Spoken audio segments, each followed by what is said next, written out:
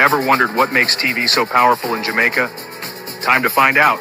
Welcome to Global TV Group 358, where television meets innovation. We're not just about shows, we're about shaping society. In Jamaica, TV keeps you informed, connects diverse voices, and supports democracy. Imagine a Jamaica where broadcasters unite, sharing data and collaborating globally. That's us, a unified voice in the TV industry. Did you know TV advertising is still king? It drives website traffic, boosts brand equity, and powers integrated campaigns. Even in an age of digital, TV stands strong, resilient in tough times. Our global TV deck is your treasure trove of insights and data. With charts, graphs, and success stories, it's your guide to impactful TV advertising. Curious to learn more? Visit our website and see how Global TV Group 358 keeps television at the heart of entertainment in Jamaica. Get ready to binge watch the future.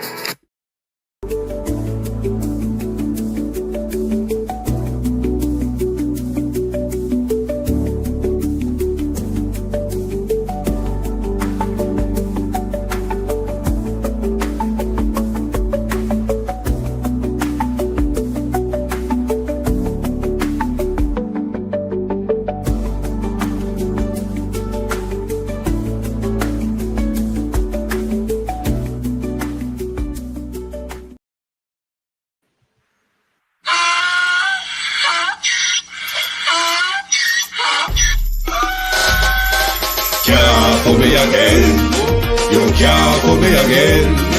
You hold me down for a very long time. Can't buy sugar, we can't buy lime. Can't buy skin and we can't buy time. You can't for me again. Can't for me again. You can't for me again.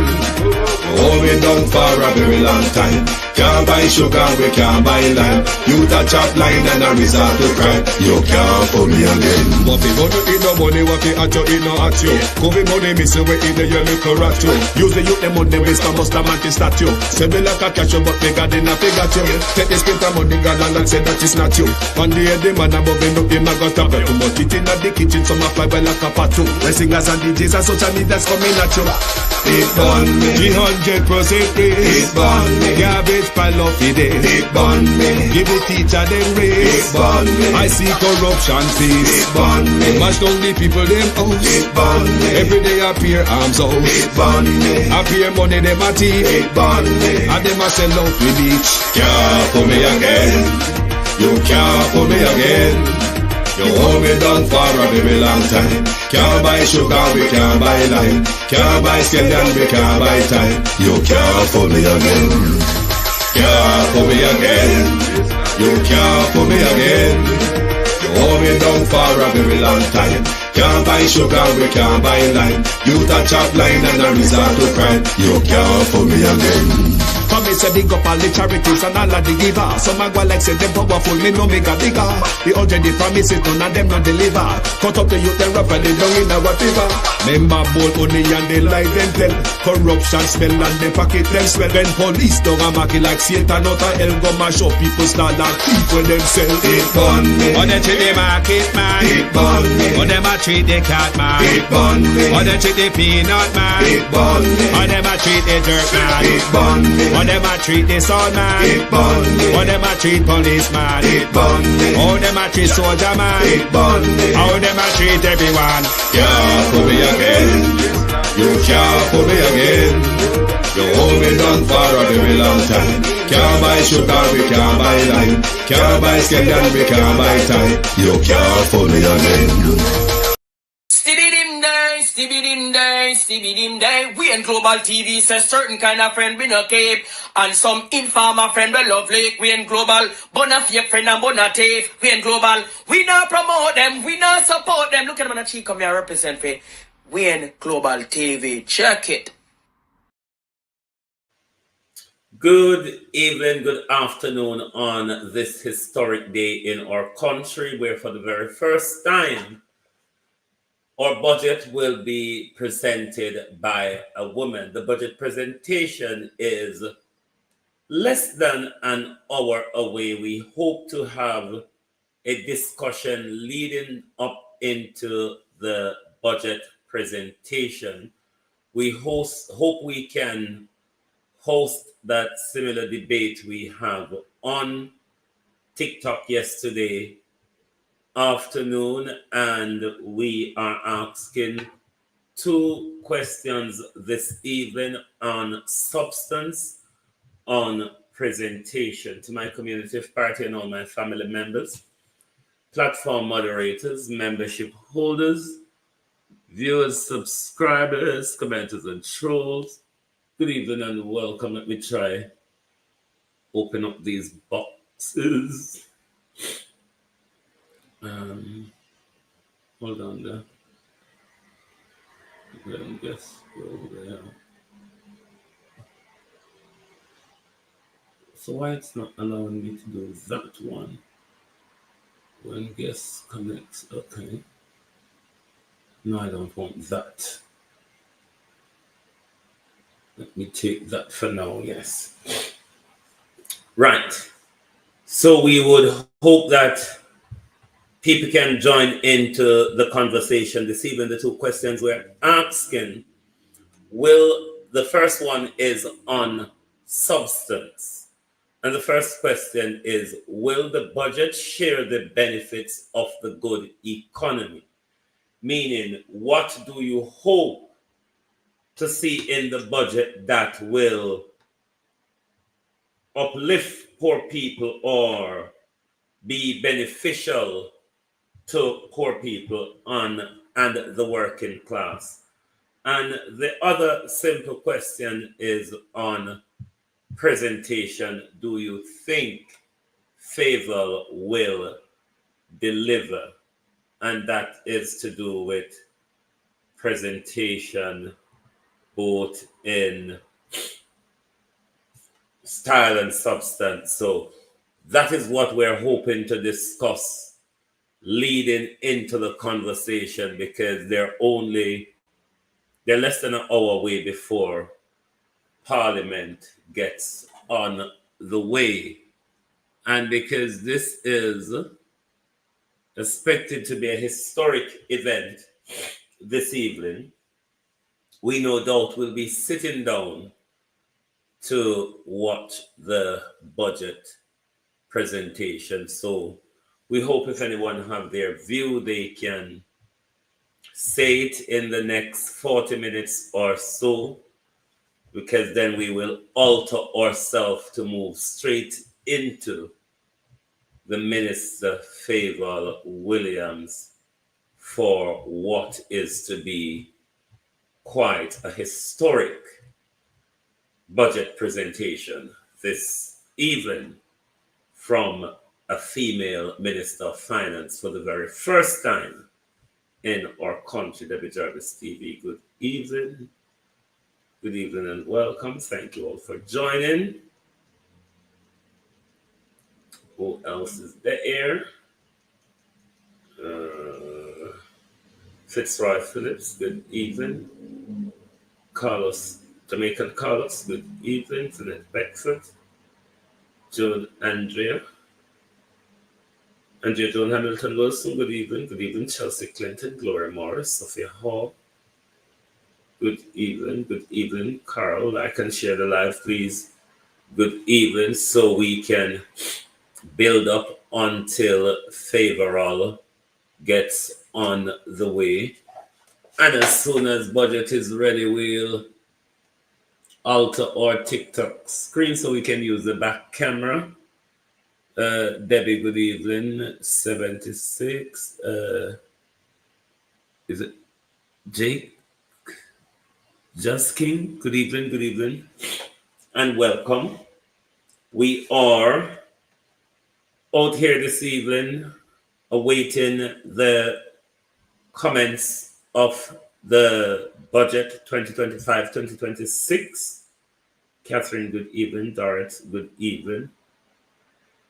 We hope that if anyone have an opinion on the 2 questions posed on substance and presentation, they can do so before the minister gets on the way in Parliament. And it's expected to be quite a sit down this evening, if it is anything that will mirror, Sharon Bernard, how are you? That will mirror Nigel Clark's budget presentations, then it ought to be quite a sit down this evening. Bear with me. To them game people, them not say, I don't understand game.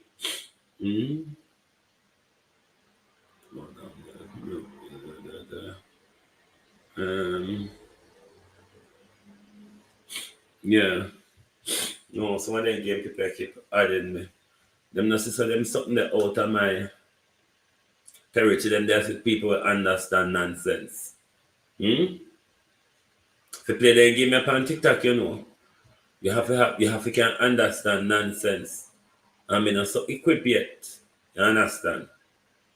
So I don't understand how them something they go. I saw the minister exercising. Nigel can write it. Oh, wonderful. Colleen Richards, good evening and welcome.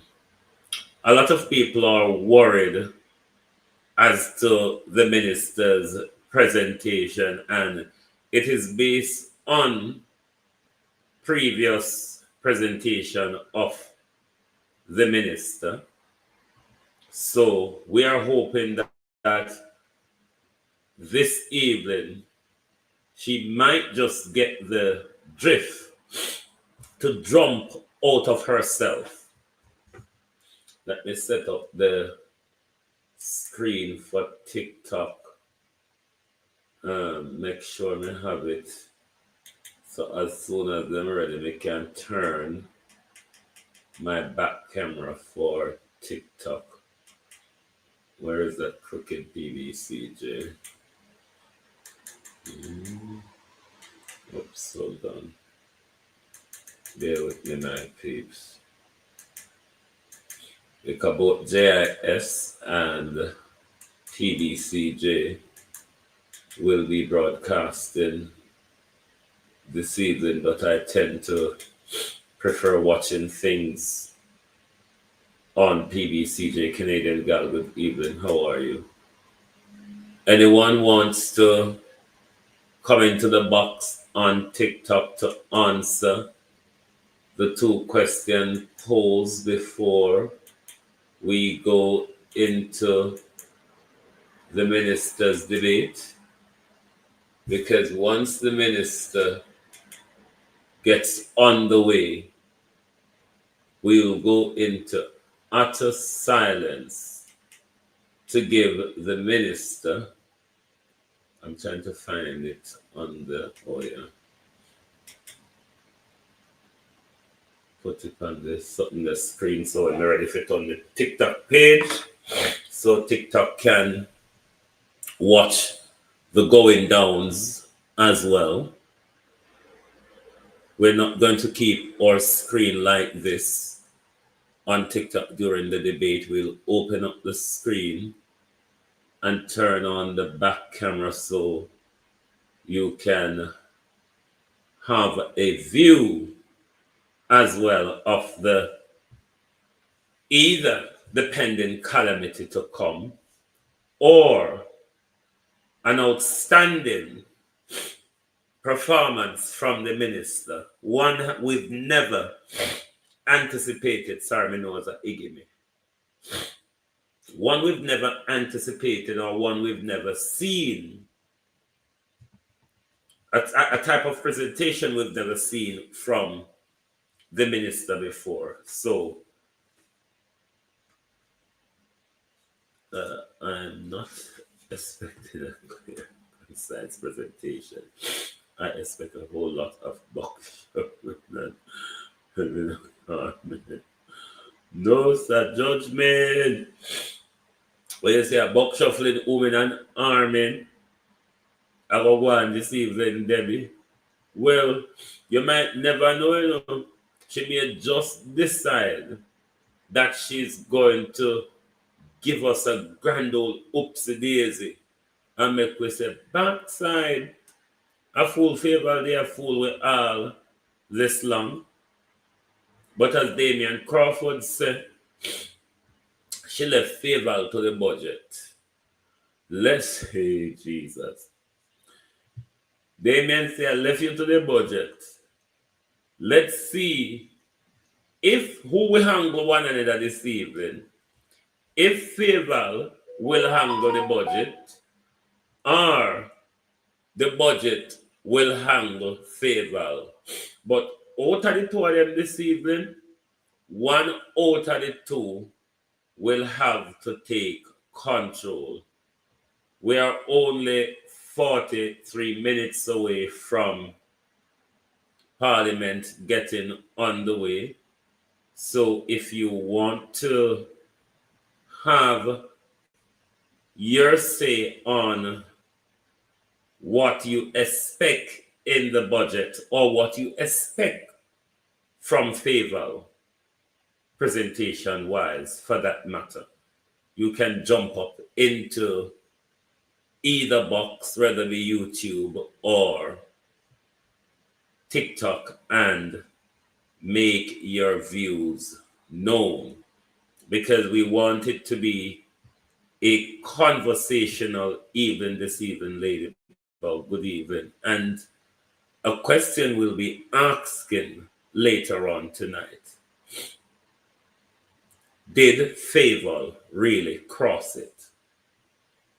How would you mark Faval people after her presentation this evening?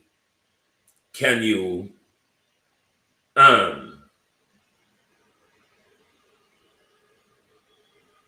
say you have walked off with confidence, saying the minister has delivered in presentation and style?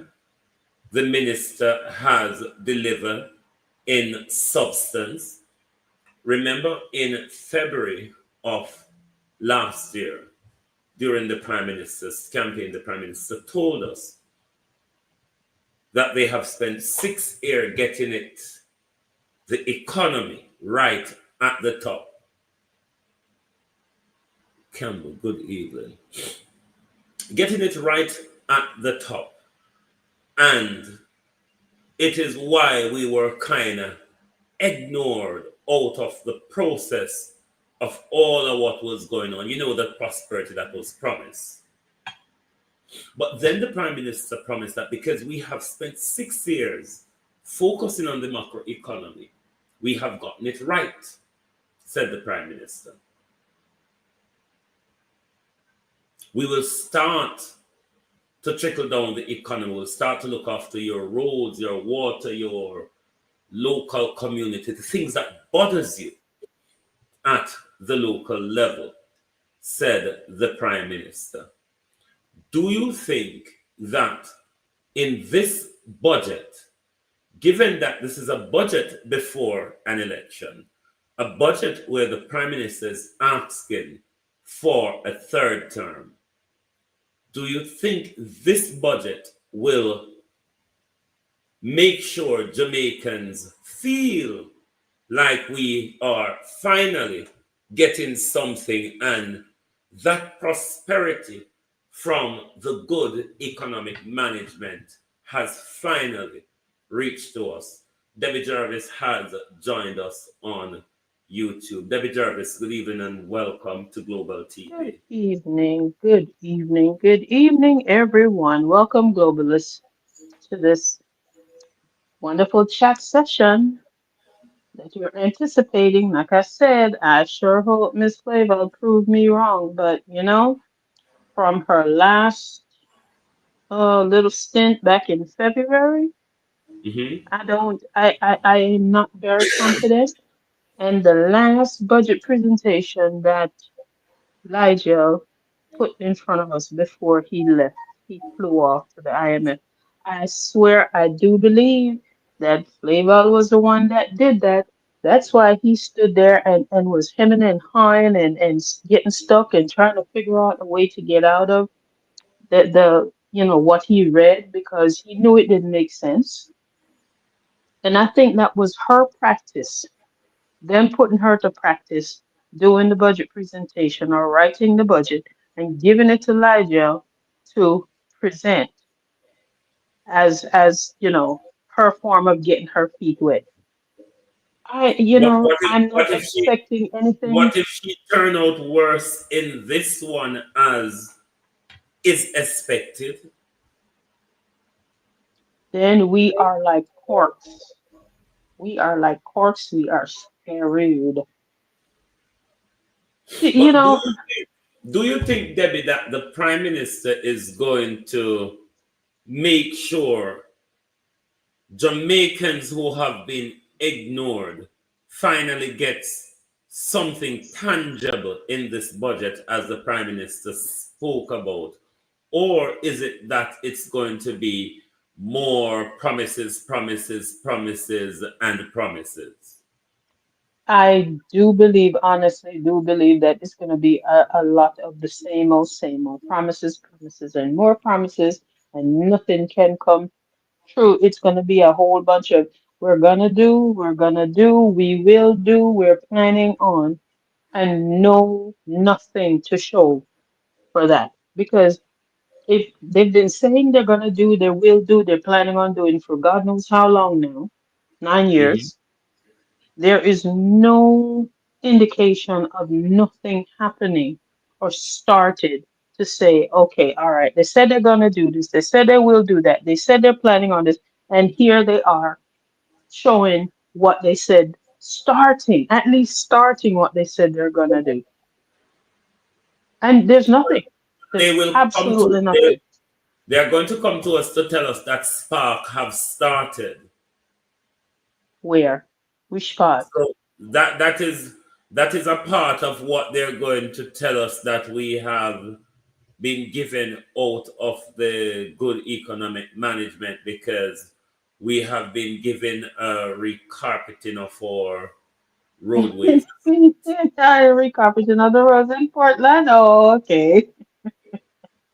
Well, I mean, he's No, there. recarpeting nationally, even though it won't scratch the surface, but it's a national recarpeting campaign, isn't it? Yeah. Well, I am not confident that this is going to be better than her previous semi-presentation. Look at the last time she was up there and she was talking, and the big hoof one, Madam Chairperson, had to literally bail her out This is not an of even though where she will be bailed out. It's Faval even to shine the presenting, yes, security. presenting and being the pinnacle, being the shining star, the big star on the big stage now. And honest to God, just from past experiences, I don't see it happening. Now, like I said, I hope she proves me wrong and knock it out the park, and everybody is included, most especially poor people. I hope that there is entities in there and insertions in there that includes everybody, especially the poor, and the destitute and the We indigent are people being of Jamaica. told, we are being told that a massive chunk of the public service money is to pay, I think, central government salary. There's a massive chunk going to central government salary, and Well, that makes up the 300% pay rise. But at the same time, we're having a massive pushback, and whatever you want to call it, on the public sector salary, where those in the services that make government work are not not actually getting anything. properly paid, but Right. those who sit way up there are being paid very handsomely. Do you think this budget will go anyway to make up for that? I seriously doubt it. I honestly seriously doubt it. And that big chunk of money that they're pouring into these politicians' pockets again. They're not doing anything for it. They are not doing a single If anyone thing. on TikTok want to join the conversation, you can request to come up in the box, please. Yeah, continue, Debs. They're not doing a single thing to earn that money that they're getting paid. Remember, Conjure came out a while when he was trying to justify the 300% raise. Oh, we need this money to pick the best and the brightest and bring them in. And we need this extra money to do the work and make sure we do the work properly and wonderfully and marvelously. And they've done nothing. Morris They Jenkins, have good evening. absolutely done nothing. Nothing. So, um, But I don't know why I'm thinking that this budget may possibly be full of a lot of stunt because of the imminency of a general election election. where the Hmm. prime minister is hell bent on a third term. So I think this budget will probably go on a wild giveaway, don't you think? And if it does, if all they will be doing is saying that it will, just just words Mm. to get to the heart of the people, just words. Because look, okay, look from when politicians campaigning to get back into power or to get into power or to get into office have been promising road and water. Look That's from true. when, and all know. Older than a lot of us. That promise Okay, is thank you. older than a lot of us. And nothing can come to fruition yet. Mr. Man went out the other day and talked about, oh, emergency, emergency, emergency for our local roads, and we're gonna fix, we're gonna fix, we're gonna fix. Has anything started yet? Has anybody seen anything? Well, Even the little mile and tar to dam up the hole, the big old craters in the road. they say Nothing. Spark is going fine. They say what now? They said Spark is going fine. Where? So there are a bunch of picture tech and propaganda photos and videos. How come they're not showing that? You know how Conjure love to get on the back of a bulldozer or one of those equipment that flatten out, concrete or flatten out the asphalt or whatever. How come we're not seeing none of those pictures and videos out there with him a jump on machine with hard hat and a wave like a big old clown Well, and say, look what I'm doing. I saw Anne-Marie Vaz the other day driving a roller. So maybe there are actually some places where Spark is going on. So because I have seen her driving a roller, even though she's quite an active Mm, MP, but mm. I'm looking for expansion in agriculture and in rural develop job in our rural Exactly. communities because the problem I have with the low level the lowest level the prime minister boasts about in unemployment, it's it's really is dealing with the inner cities. It is not taking into account people from rural Jamaica, where I'm from, which jobs are not created. And Hmm. where those jobs are created, we cannot travel back and forth on a daily basis to take up those jobs because it is just not economically viable. It's not. So these are It's not. things that I want to see improvement on in the rural communities where that type of investment is being put to create jobs for young people because rural young people do want to work, but there really isn't a lot locally. Absolutely. And I remember a couple of months ago, I did a live on this where Madam Juliet Holness went up to rural St. Andrew. And because she know the people them are always up there cleaning up and fixing up and trying to get themselves situated as far as road is concerned, she went up with a mouthful of promises and a mouthful of lies. and how she gonna measure the road and come back to them and tell them how much it's gonna cost. Why that matters to why is she telling them that? I don't know, because it is government job to fix road and create road and maintain road. Why would she be going to the people up in rural St. Andrew and telling them that nonsense? Have they seen her or heard from her since? No. This is Whole the bunch thing of I mouthful of don't like stuff. about Jamaicans do it in general. The both party. User, can you mute for me until I'm ready for you shortly, please? Where both party makes it look like when they're spending government money, it is Hmm. about their party. Uh, User 60, can you mute for me, please?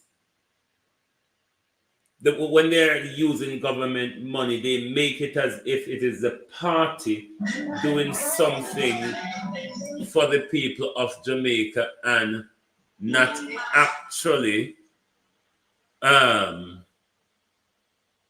not actually government funded project.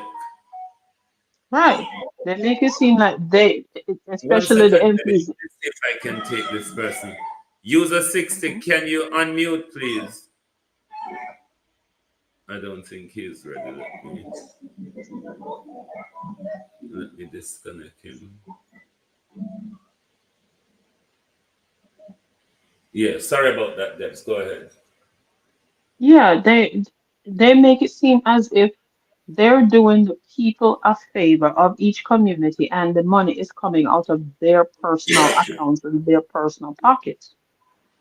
And people, there's so many people that fail to understand and realize that every cent that any politician use in their community, it's their money, the community's money, the taxpayers' money. It's not the MPs, it's not the any minister of any division. It's not their money, it is the taxpayers' money. Exactly. And they're just the sponsors, not even sponsors, but the holder and the facilitator of the taxpayers' money. Mm-hmm. That's the job that they were hired to do. So when they come out, they talk about, look what me do for you, and the see me build up road, and the see me get water in on the house, and the see me give on a black tank. These are No, actually you what ain't do that. these are actually what we paid them handsomely for. Absolutely. It is what we Absolutely. actually paid them to deliver on. But This you is find where you're. a lot of the time they would take it as something to be praised for, Hmm. as if Hmm. it's out of the goodness of their heart that they have assisted us, while Right. we're putting them in the millions to carry out those tasks. That is why they got this 300% raise to do work, to absolutely do work for the people of each community and their constituency. This, Exactly. the money didn't get the money did not the money that they're using or the money that's there that's provided to fix up infrastructure, fix up communities, fix road, redo road, build road, get piped water into everybody's household. That's taxpayers' money. Mm-hmm. This is why people pay taxes, and I wish everybody could get that All the through time their to the head. reason. I wish people would get that through their head that this is your money and you have every right to double down and put in a foot on their neck and say, squeeze out the money, your money out of them to fix the roads in your community, I to don't take think care, we're give going you I don't think we're going to get better service until we demand it. exactly. Exactly. This is why I'm saying I just wish the people would open up their eyes and see and understand. Listen to what they say, but also listen to what they do not say. Learn to read between the lines. A very good Yes. friend of mine always say to me, listen to what they say, when they're giving their nice hearty speech, but also make sure you listen to what they are not saying. Fat Boy Slim, And thanks for the that's follow. that's where the crux of the matter is. What they're not saying. Exactly. They hide all kinds of stuff underneath these big words and long phrases and making it seem like they're doing such a wonderful job for you and you must praise me. Praising you what? I'm praising you by keeping you in office and paying you. That's the praise. That's all the praise you need. Now you need to show me what I'm paying for. Do Exactly. what I'm paying you to do. Don't just come sit up here and then talk about people bad mind you and all of this nonsense. How you going to bad mind somebody you gave a job to and you expect them to do the job that you hired them to do? They're not bad mind you, they're ticked off at you because you're not doing the job that you were hired and are being paid to do. That's what that is. And I Exactly. just It wish is something people that would just understand.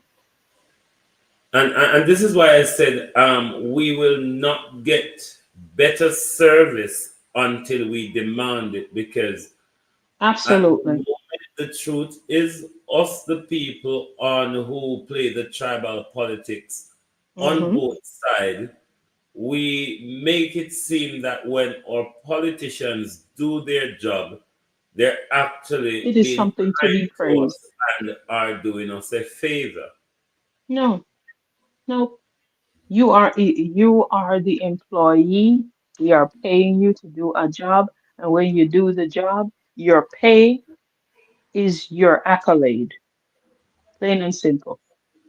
Your pay is us telling you job well done. But right now, what we have is a whole bunch of people getting a whole bunch of money and not doing anything for it. Well, And we have to start hold them accountable. let's see if today's budget will balance that and give something to poor people. Thanks for the share, Annie. Give something to poor people, as we have seen that massive pay rise that a lot of the budget will be going to service central government employee. Listen, as far as that is concerned, my own personal opinion, our teachers should be the highest paid civil Yes. servants anywhere. Remember, the teacher teach the doctor, the teacher teach the nurse, the teacher teach the lawyer, the teacher teach the prime minister, the teacher teach the police officer. One second, So Debbie. If anyone on TikTok wants to have a say on the questions, whether you think this budget will share the good economy with us, share the benefits of the good economy, and if you think, for that matter, Faval will cross it, and that is in style, substance, and presentation. Do you think Faval will cross it? And do you think the ordinary poor Jamaican is going to be comfortable placed in this budget? I don't know. Continue. I am very doubtful of that. But like I said, I hope she proves me wrong. I absolutely hope she proves me wrong. But Well, so being that far, most she's of her public presentations have been shabby. hmm Certainly, her performance in the committee the other evening was dismal. it was, Dismal. but again, If she haven't sharpened up herself, it will be, if we are to judge her on that, it will be an utter car crash this evening. Because if the minister has not researched and she's going to come to the podium to tell us I've been made aware that I have just been told that it won't make for good presentation. My thing is, she is on the conjure's thumb, and he Then will what? put in Good there. evening and welcome. I can tell your mother is a labor rights. Continue, Debbie. Yeah, well, that one is flushed. I do believe because she is on the conjure thumb, he put in there what he wants her to read out to the people, what sound good to his big ears, and she not well versed in the area. She is just going to read what he put out But remember, because after he appointed her, and in that press briefing when he was speaking, he was asked of the appointment made if he think he appoints the right person, and his answer was he is not of the view that you have to choose people based on their qualification and experience. All they have to do is to be disciplish to his policy. right, I don't exactly. know in this case how good of a disciple the minister is. Well, this is why we have uh doctors, actual medical doctors, not in charge of the Ministry of Health. This is why we have uh, marketing people in charge of Ministry of Health. This is why we have regular Joe Schmo in charge of security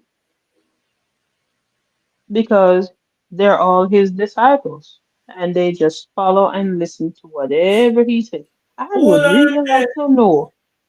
hold on there, Debbie. Me say, me buck up on one new ball out today, the same ball out, But Oh yeah? that ball out, yeah, it have everybody put in a them decent place. 1 second, I don't know what is Mm-hmm. happening to my computer. It just walk and sign me out of everything like me and him no agree. Hold on there. Him just sign me out of everything like me and him have problem. They might try to silence you, but then I realize that it now work. It looks so. Hmm. Look here. We will go stronger than for them, okay? Well, if them want to waste them money per me, it will be absolutely waste of money. Wastage. Big So wastage. if they want to continue, continue because even if you walk and write up things on lampposts, Mm-hmm. you will still Carbohydrate. talk. Remember the olden days of advertising your dance, your party. You get piece of Mm-hmm. cartridge paper and one marker pen, and you go write it on it, and you paste it on one lamppost, and everybody Uh-huh. pass Yep. this. So if they trouble me, we will go back to marker pen and lamppost days. Right. So they ought to be careful. But one new More than ball one out, way to skin a cat. that road where it fix everybody in place at the ball out. Hold on there. When I go see Daniel ball out, yeah, everybody fix properly into I their wonder to position. say, oh yes, that is the very same one. Out! Whoa! Yo, yo, yo, yo. Yeah. We Pay need help, attention, Jesus. people. Jamaica need help. Shift the parliament. Don't Shift the election. write the phone. Shift everything. Remove them out there. Take out the cockroach. Hey, Take out the thief. Take out the criminal them. Take out the thief them. Take out the murderer them. Take out the Mm-hmm. gang leader them. Out of Oh, parliament. Take them out from Portland. Take them out. I hear Portland. Me I go to Portland. Why me I travel mm-hmm. to Portland? Take out somebody, man or woman, Mm, Look again, my people. they're They are very all famous. well Yes, placed, it's on well point. placed with the wording. On point. Point. Very much so. Ball out. Ball out! Whoa, yo, yo, yo. We need help, Jesus. Jamaica need help. Shift the parliament. Shift the election. Shift everything. Remove them out there. Take out the cockroach. Take out the Mm-hmm. thief. Take out the criminal them. Take out the Yes. thief them. Take out the murderer them. Take out the gang leader them. Out of parliament. Take them out from Portland. Take them out. I hear Portland. Me I go to Portland. Why me I travel to Portland? Take out somebody, man or woman. Well, I know Yes, them are going to sir. sue people. Hmm? Look here, Everybody has then to go. I come have to have and whole heap of sewage to go and if them a go sue people. Nobody call nobody name, you know. Nobody everybody has call to come nobody name. and you know. Everybody will have to run and up for a lawsuit because They can't go on. this minister ain't playing. Nope. I'm just refreshing my screen. We have 13 minutes to go. You want to wrap up now, Debbie, because I'm going to alter my screens for when the presentation The starts, and they start in presentation. 13 minutes. Like I said, I am not expecting anything phenomenal or magical out of this budget presentation by Madam Minister of Finance. And I do hope she surprises me and prove me wrong. But again, from past experience, there was nothing. There's nothing, and I don't expect anything out of this one. All this will be is her regurgitating Conjure's words that he sit down with her and tell her to put in and write in and tell her to read. That's it. Mm-hmm. Mm-hmm. And my energy drink then is kind of half frozen and slushy now, so it make it easy to go down. Husband Well, know say this Anvaz presentation going to be a snoozer. Anvaz had some energy drink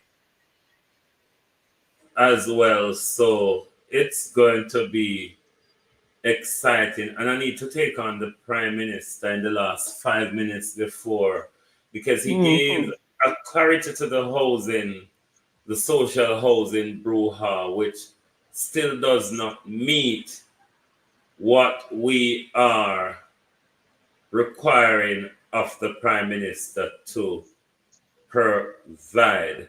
Let Anne just excite us into Faval's dismal presentation. Watch me and me MP. Upgraded every dude I ever touched. Study want me back, he can't touch this. Baby, I already leveled up. You looking for love, and I'm looking for your love. Yes, that was the Hmm. competition of the stiffs. Hmm? The competition of the stiffs.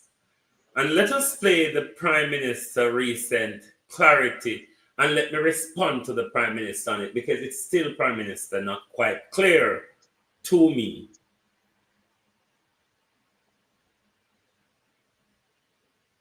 Now, there was some confusion as to whether or not these houses, after they are built, can be taken back from the beneficiaries or used for other purposes.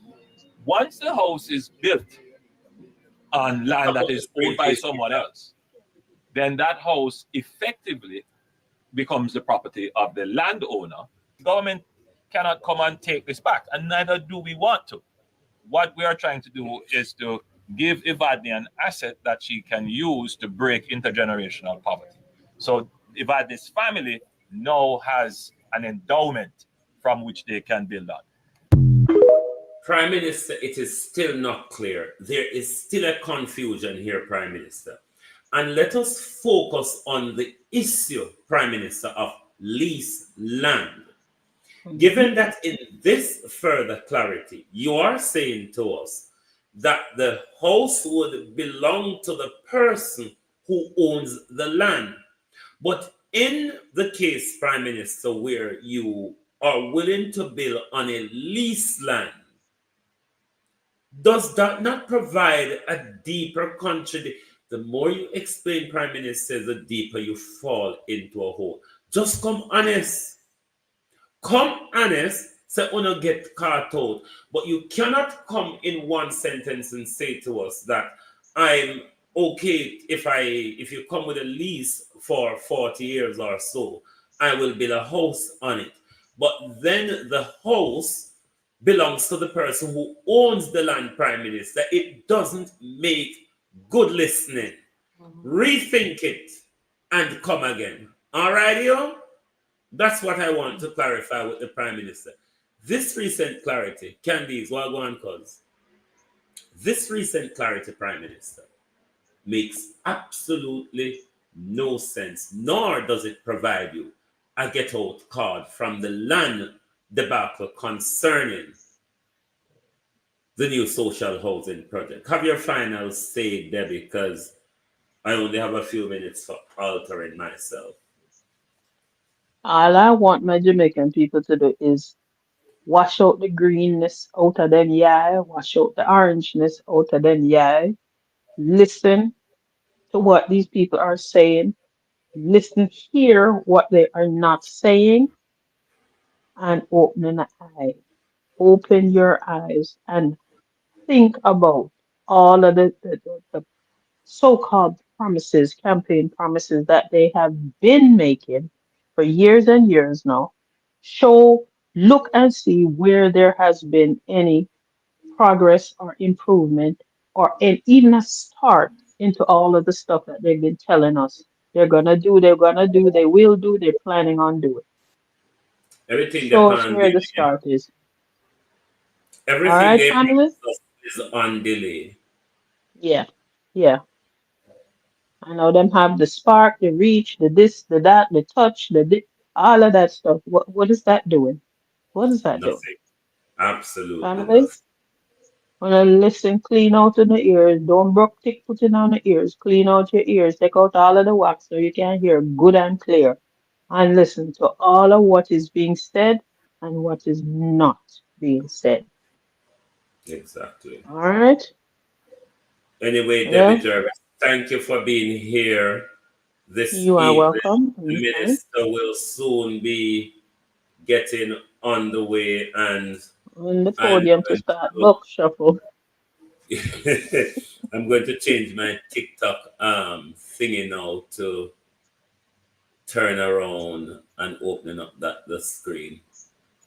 Yes, and people like up the live, like up the live. Just tap on the like button. Just tap it up, and tap up the TikTok screen. All right? We shall all Anyway, listen together. yes. Thank you very much. You are welcome, sir. Right. TikTok, bear with me. I'm going to alter what you can see, and I'm going to go behind screen, I think, and hold on. Let me try arrange my hold this here Frankie booster going on now. Hold on there. So I need to flip the camera. Flip. Has it flipped? No, it has not.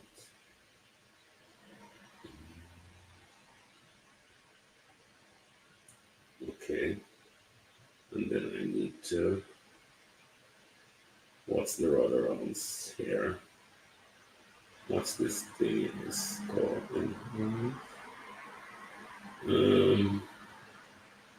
Effects.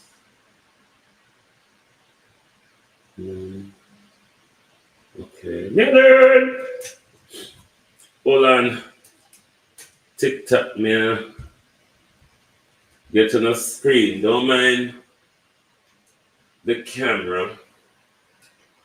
That's my camera for YouTube. So I want to make sure you all get a glimpse of it when it started.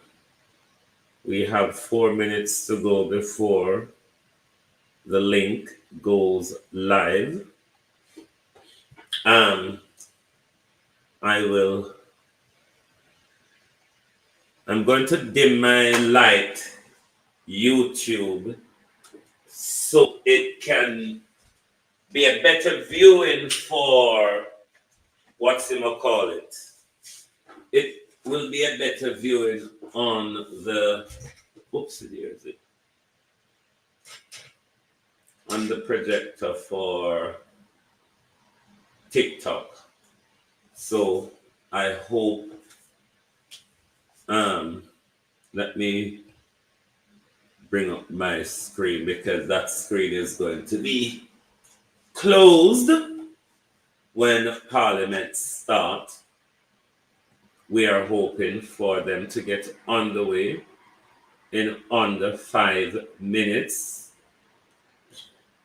As we sit down this evening and prepare ourselves for this historic debate to come this evening, as our first female Prime Minister will make her maiden budget presentation. We want to wish the Minister well in her presentation this evening, despite the malarkey. At the end of the day, the Minister is presenting our budget. That budget that will take our country forward for this financial year. So all in all, we want to wish the Minister well. On the other hand, also, we hope that the Minister can remember us this evening in her presentation. Yes, the forgotten lot of us who are still waiting to get some ink out of this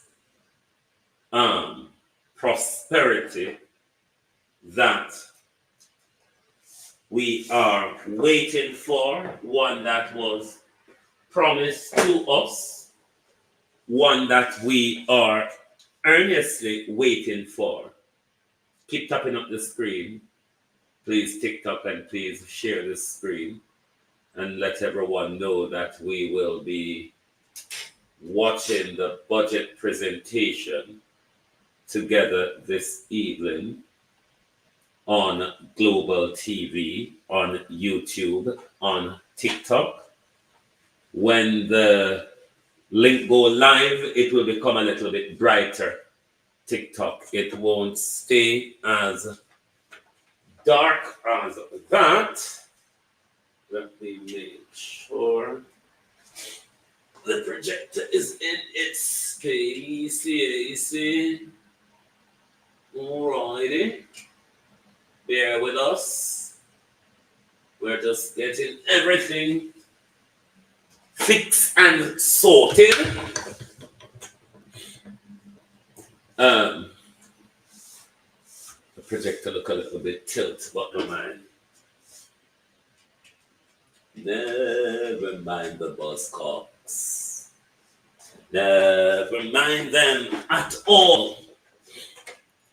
TikTok, I hope your view is fine. Let me know if your view is fine, TikTok. When the link goes live, it will be a bit brighter than that.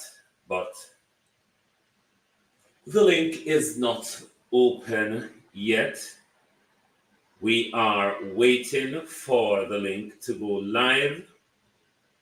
2 p.m. in Jamaica, 7 p.m. in London.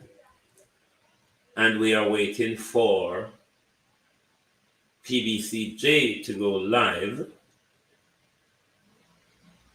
as this will carry the budget presentation of the Minister of Finance here this evening, where Global TV will be also covering the debate.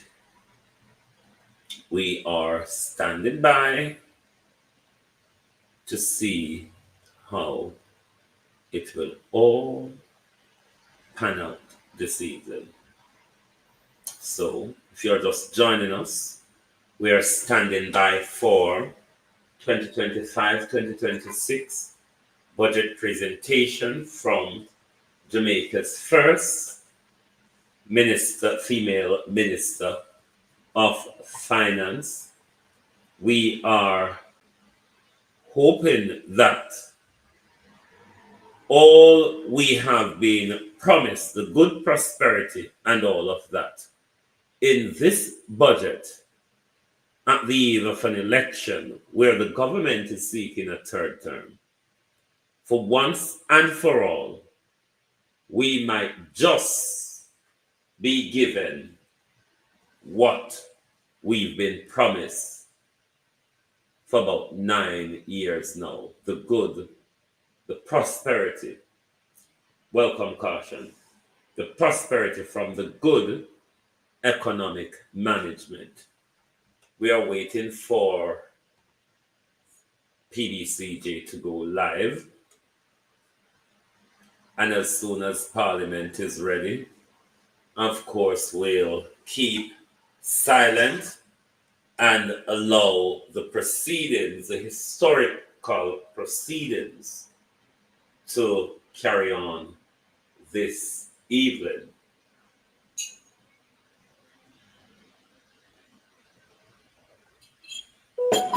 Do you think Faval will cross it? Do you think that the benefits of the good economic management will be shared with the people of Jamaica this evening, given it's the budget before the government asks for the third term?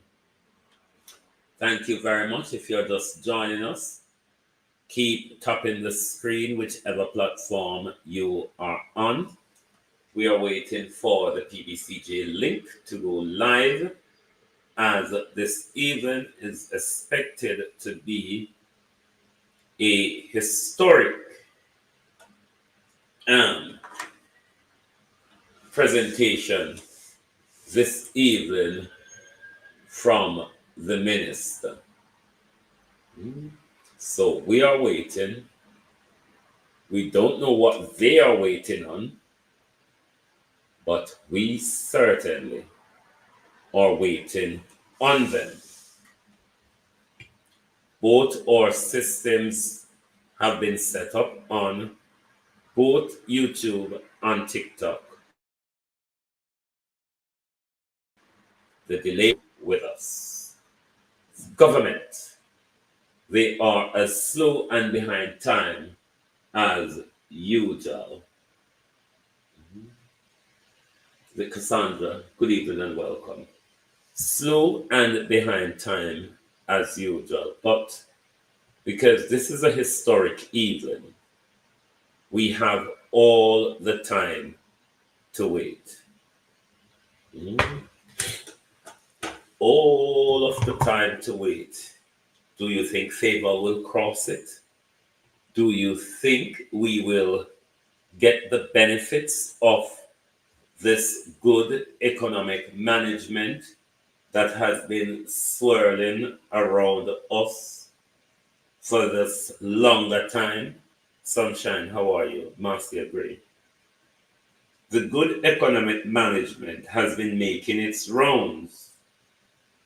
Has it, though, gotten to us, the people, is the question. And if you argue that it has not gotten to us yet, do you think this evening, the 11th of March 2025, is when we will see the grandiose fruits of the labor we've been waiting for, the good economic management.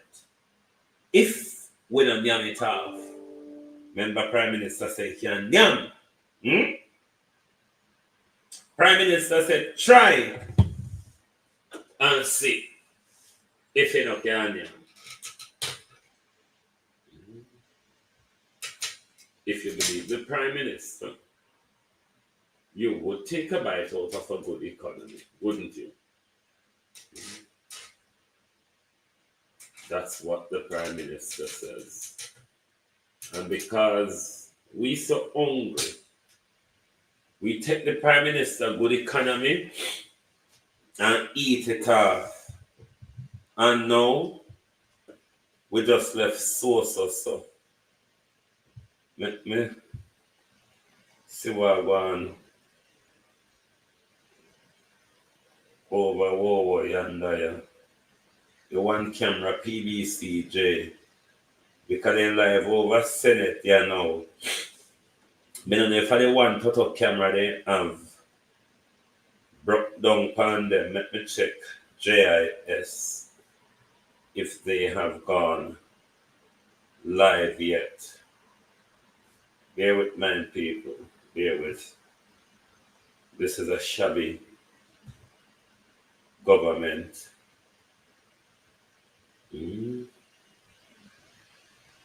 Let me see what I want for JIS.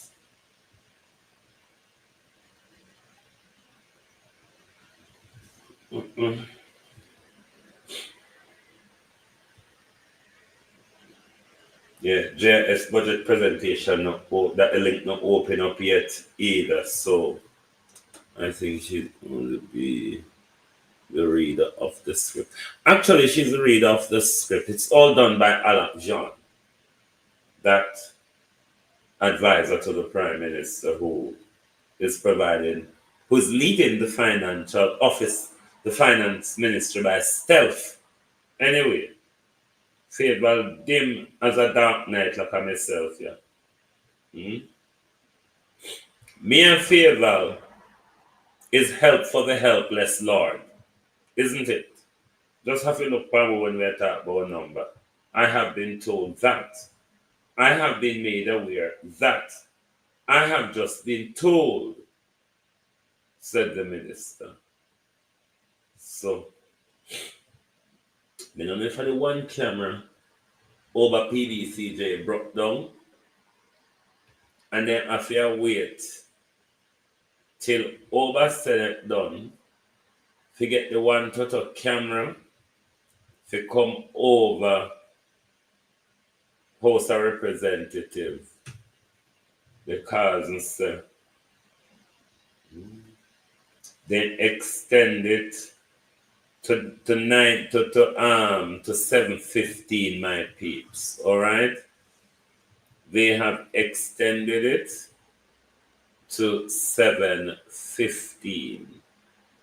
So we are hoping that they will go live in the next few minutes, because them top up the time rather to the next 15 minutes.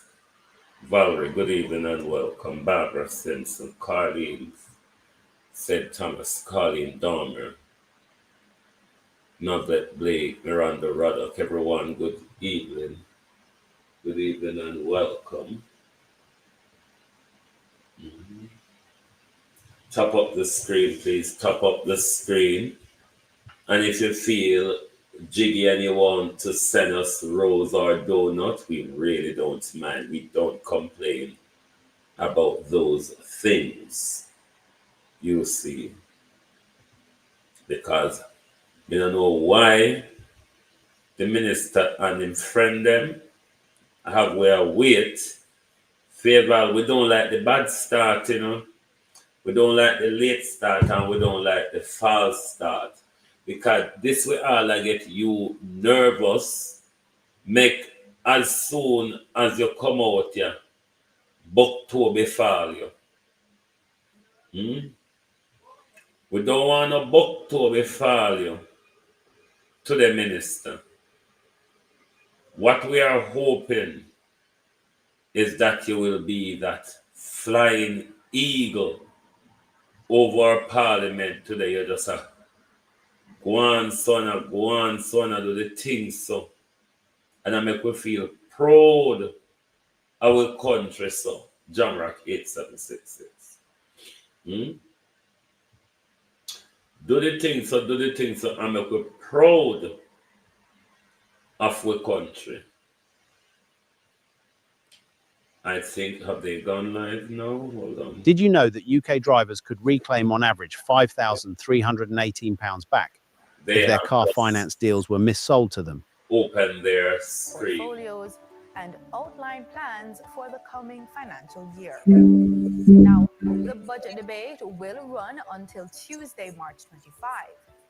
And during this time, key members... Why are they...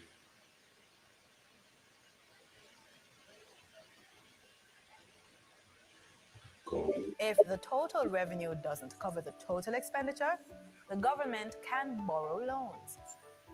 During the budget debate, ministers report on the work done in government departments under their portfolios and outline plans for the coming financial year.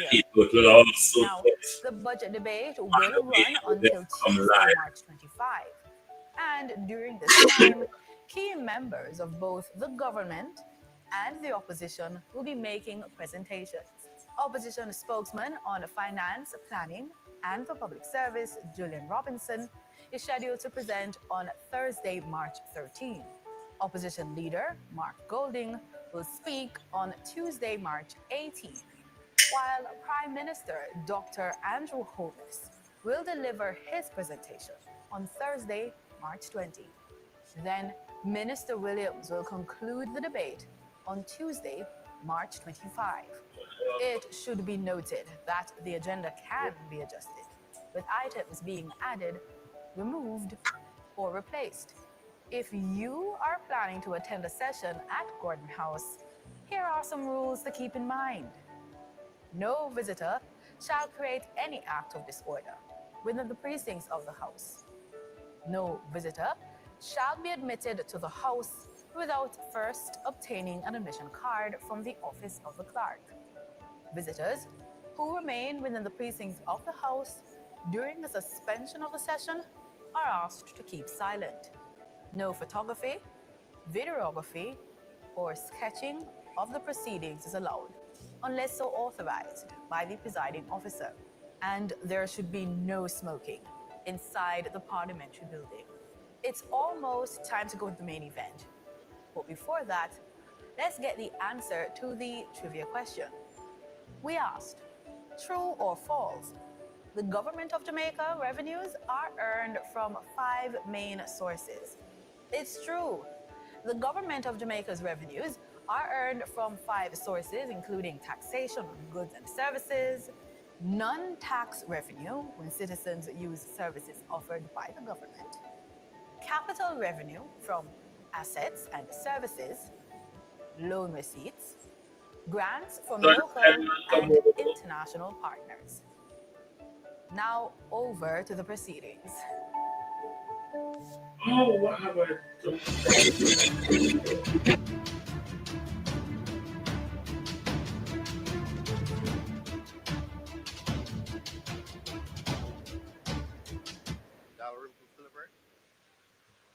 Ms. Davis, Mr. Golden, Mr. Graham, Dr. Guy, Ms. Hamilton,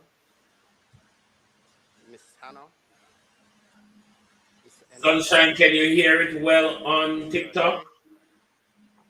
Mr. Hilton, Mr. Jackson, Mr. Lawrence, Ms. Lee, Mr. Miller, Mr. Montague, Ms. Morrison, Mrs. Nita Garvey, Mr. Powell, Mr. Phillips, Dr. Phillips. Sunshine, let me know how well you can hear on TikTok. Mr. Carl Samuda, Mr. Shaw, Mr. Sibley's, Mr. Slowly, Mr. Smith, Dwayne Smith, Mrs. Vaz, Mr. Warmington, Dr. Wheatley. Well, you're not hearing anything, Sunshine. Mr. Wilson, and Mr. Wright. What's happening here? Thank you, Clark. It is always a great honor and pleasure to welcome all of you to the sitting of the House of Representatives, and particularly for today, Tuesday, March 11, 2025. Today, we commence the budget debate for the financial year 2025-2026. It's them that is very low And because we will my hear thing is turned from right the up. Minister of Finance and the Public Service who will make the opening presentation.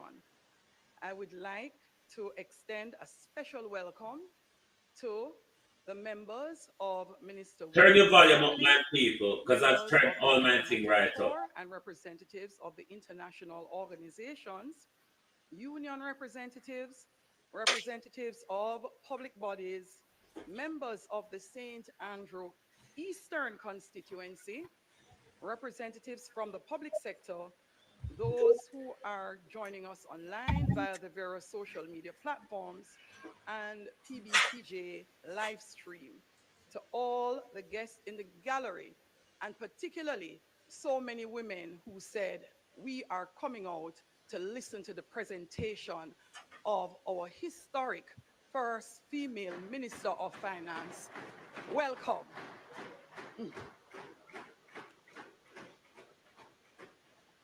House Leader.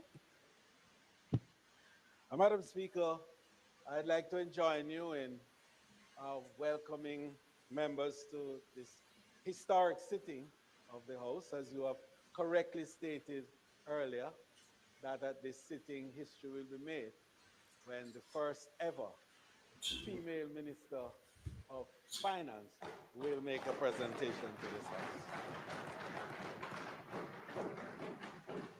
Madam Speaker, I'd like also to join you in welcoming the members of the Diplomatic Corps who are here with us in the gallery, to welcome the members of the international and multilateral community who are present here today, the members of the great constituency of Eastern St. Andrew, who are also here in the gallery, and members of the media and the numerous individuals who are joining by virtual means today as we stream live across the world for this historic presentation. Madam Speaker, I'd like also to welcome the members in the well of the House, senators, and also a former member of this chamber who is here with us today. Madam Speaker, as is customary, when the appropriations bill is to be presented, we carry through our agenda as quickly as we can to facilitate it. And so in that vein, I would invite you to proceed with the agenda as stated. May it please you. It's their audio very poor. Statement by Minister. Announcement. Eight on the table of the House are the following: Economic and Fiscal Assessment Report of the Independent Fiscal Commission for the financial year 2025-2026, Annual Report and Audited Financial Statements of the Ports Management and Security Limited for the financial year 2020-2021, Annual Report and Audited Financial Statements of the Postal Corp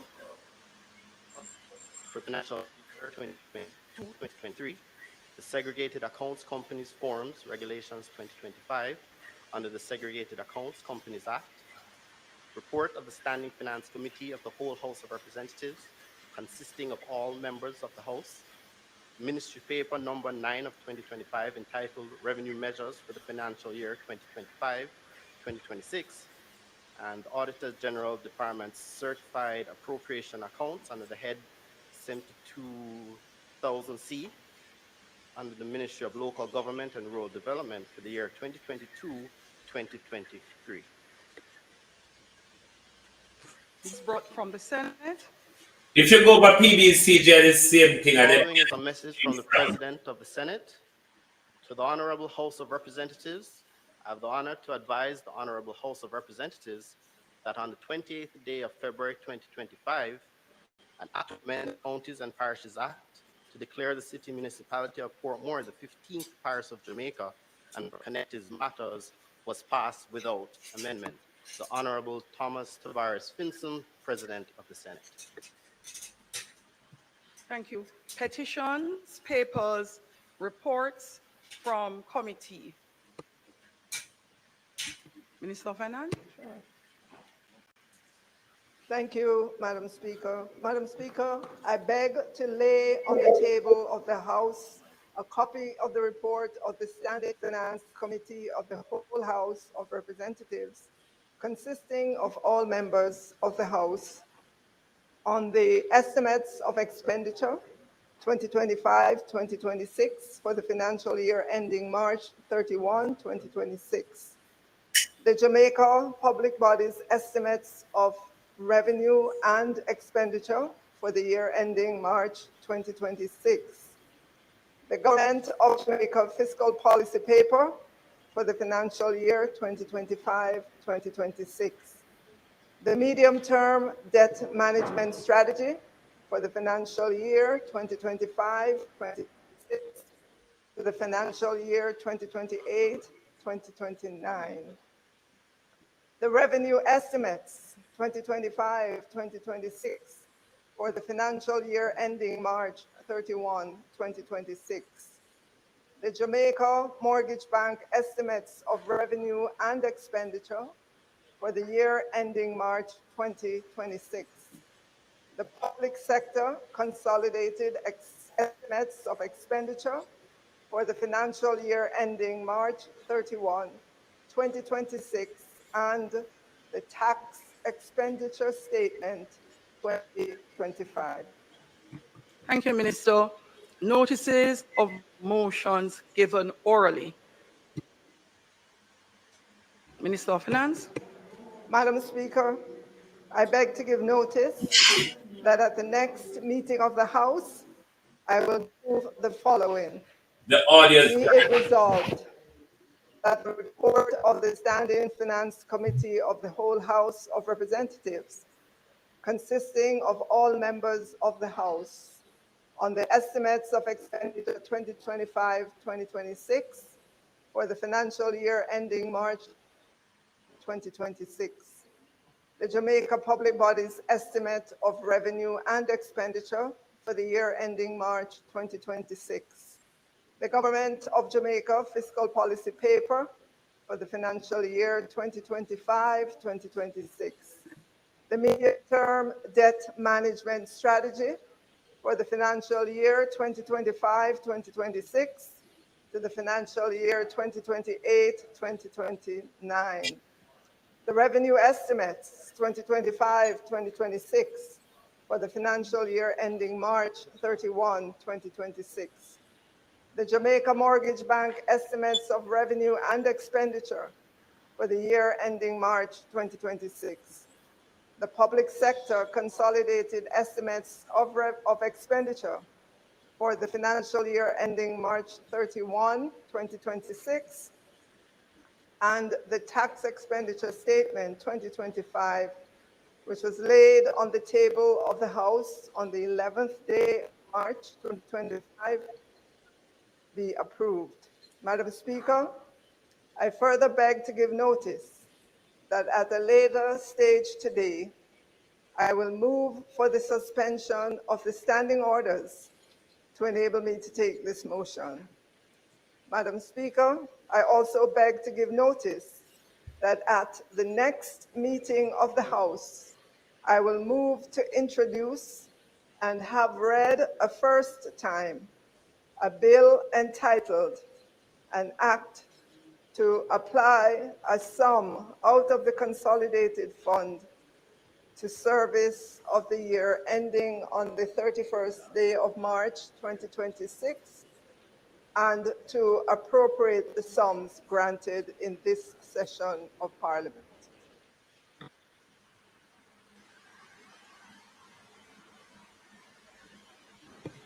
Thank you, Minister. Questions and answers to questions. Motions that may be made at the commencement of public business requiring notice. Motions relating to the sitting of the House. Motions for leave to introduce bills. Presentation of bills without leave of the House first obtained. Public business. House Leader. Speaker, in keeping with the order paper, I would recommend that you invite the Minister of Finance to now take the motion in her name as stated with regards to the report of the Standing Finance Committee. Minister, give me a moment, please. Members in the gallery, those who are visiting the Parliament today, just a small housekeeping reminder. You are not permitted to clap during the sitting of Parliament at all. No disturbances at all. And for those members who are seated here in chamber, just a reminder, Standing Order 34, you may refer to it as it relates to interruptions, and particularly our custom in respect of our budget debate. The member on their feet will be heard uninterrupted. Uninterrupted. Please refer again to Standing Order 34. Let us now make welcome Minister of Finance and the Public Service.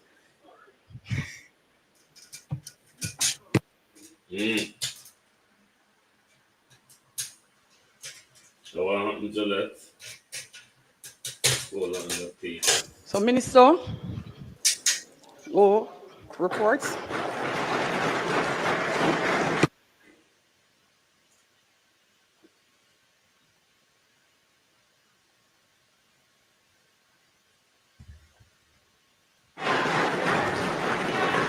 You can pause.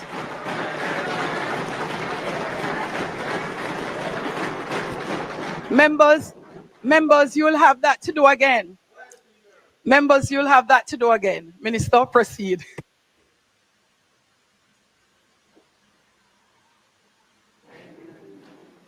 Madam Speaker, I now move for the suspension of the standing orders to enable me to take the motion regarding the report of the Standing Finance Committee, notice of which I gave earlier. Those in favor?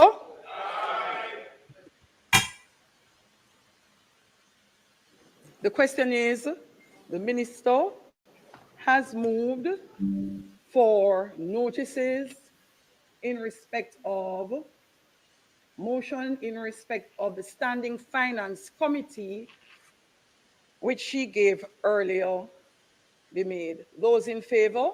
Aye. Those against? The ayes have it. Minister. Madam Speaker, as we all know, the subject of the budget debate is the appropriation bill. But before the debate commences, the report of the Standing Finance Committee tabled today must be adopted.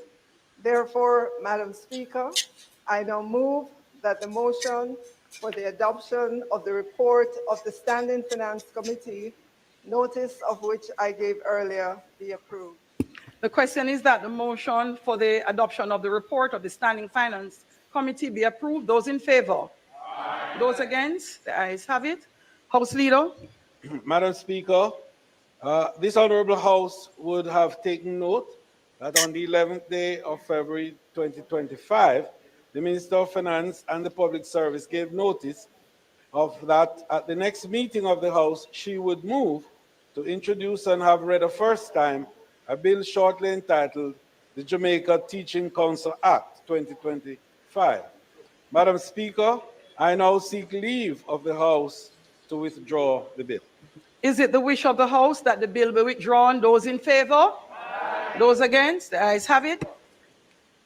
Madam Speaker, I now beg to move for the recommittal of agenda item presentations of bills without leave of the House first obtained to allow for the tabling of the appropriations bill. The question is for the recommittal of the agenda item, presentation of bills without leave of the House first obtained. Those in favor? Those against? The ayes have it. At presentation of bills without leave of the House first obtained, Minister of Finance and the Public Service. Madam Speaker, I move to introduce and have read a first time a bill shortly entitled the Appropriation Act 2025. The question is that the bill be read a first time. Those in favor? Those against? The ayes have it. Clerk. A bill shortly entitled the Appropriations Act 2025 read a first time. Minister of Finance. Madam Speaker, I beg to give notice of second reading of the bill. I further beg to give notice that at a later stage today, I will move for the suspension of the standing orders to enable me to take second reading of the bill and to commence the budget debate. Thank you. Public business. House Leader. Madam Speaker, the historic moment has arrived.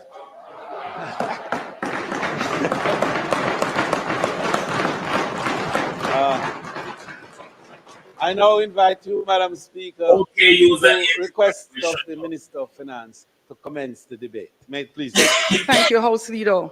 Members, let's make welcome to her feet for her first presentation as the Minister of Finance, our first female Minister of Finance, the Minister of Finance and the Public Service.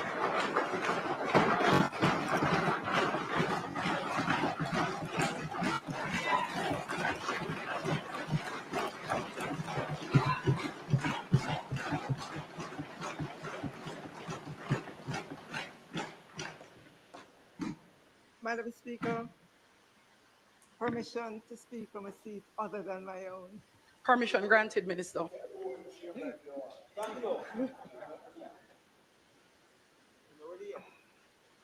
Madam Speaker, let me take this opportunity to acknowledge members of the Diplomatic Corps as they celebrate Diplomatic Week. Let me acknowledge as well members of the international organizations, unions, public sector, media, come on, fix our mind. online. Let me acknowledge as well all the senators who are here today. Let me take this opportunity to acknowledge my husband, Leo, of 35 years.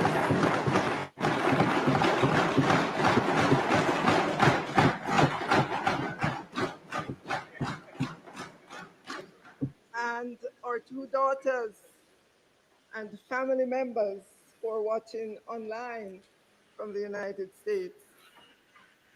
I want to acknowledge as well all the people that when we grow up with in a Ty Dixon.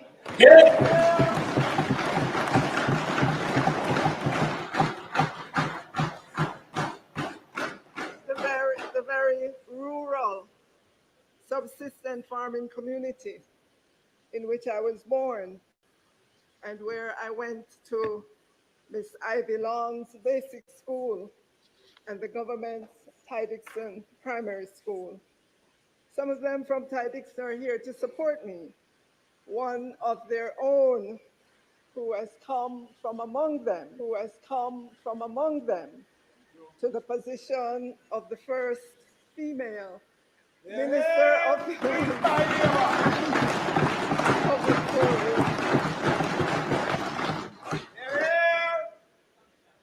Madam Speaker, my greatest sense of gratitude is to the Ty Dixon Seventh-day Baptist Church, at which my father served as a deacon for many years.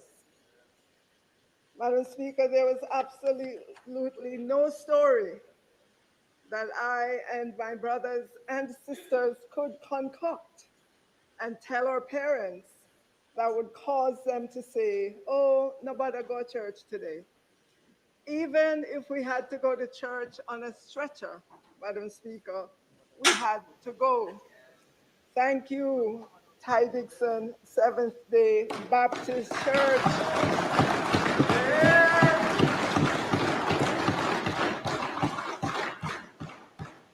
For instilling lessons that continue to shape my character and guide my footsteps. Madam Speaker, let me also acknowledge all my colleagues in Parliament this afternoon.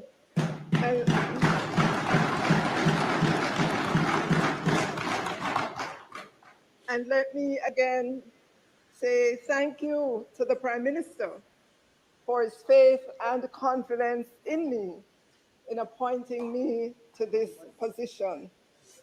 This Prime Minister, Madam Speaker, is a Prime Minister who has appointed women to occupy many high positions in government.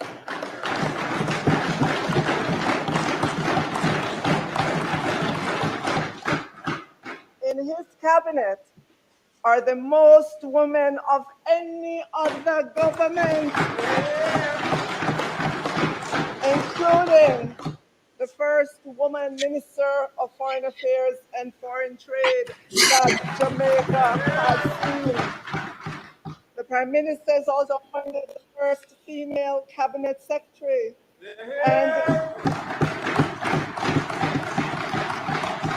and the first female head of the Armed Forces of Jamaica.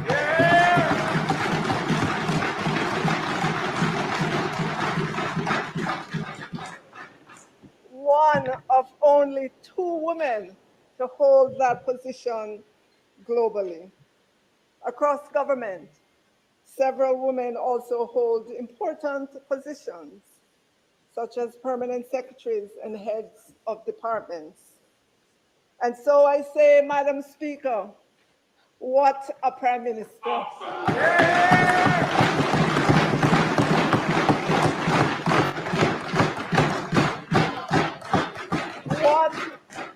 What a government, Madam Speaker.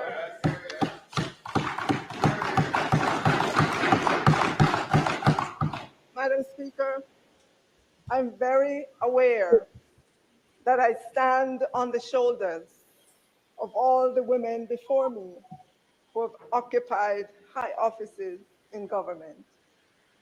Today, I am grateful for the opportunity to be a voice for our women and girls.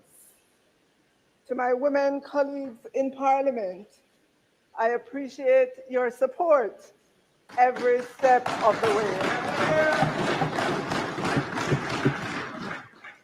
I could not end my gratitude without saying thank you to all those in St. Andrew Eastern who allowed me this opportunity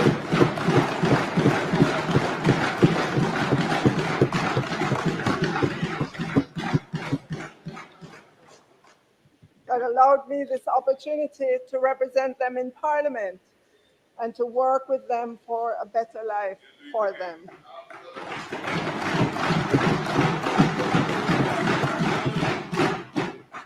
To my 2 devoted CPOs who traverse the constituency with me at hours when dog afraid, I say thank you.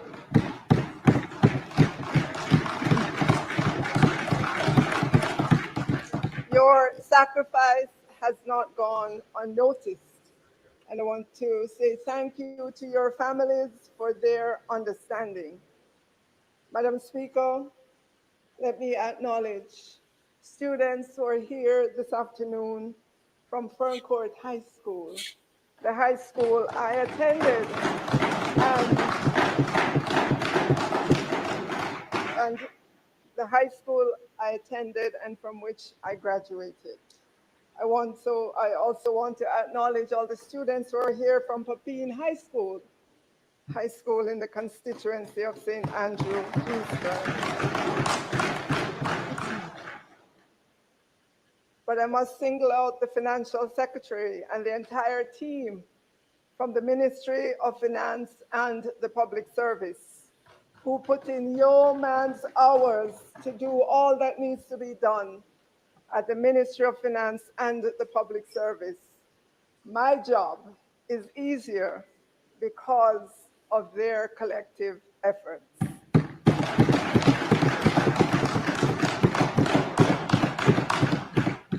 Madam Speaker, there are so many other persons in government and outside of government, too numerous to call by name, that have helped me on this journey.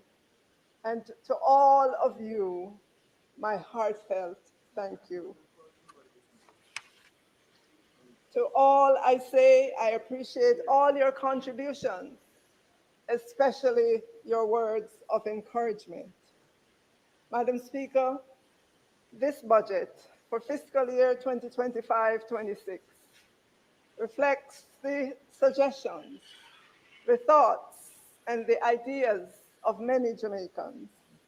Thank you for all your WhatsApps, your emails, and your phone calls.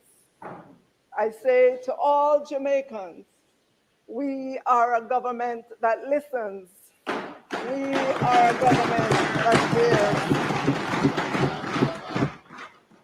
Madam Speaker, today marks the 10th budget presentation for this Prime Minister Andrew Holness administration. The significance of this budget is that it is a budget that is happening in an election year, but it is also a budget that comes after many years of discipline in managing the country's financial affairs.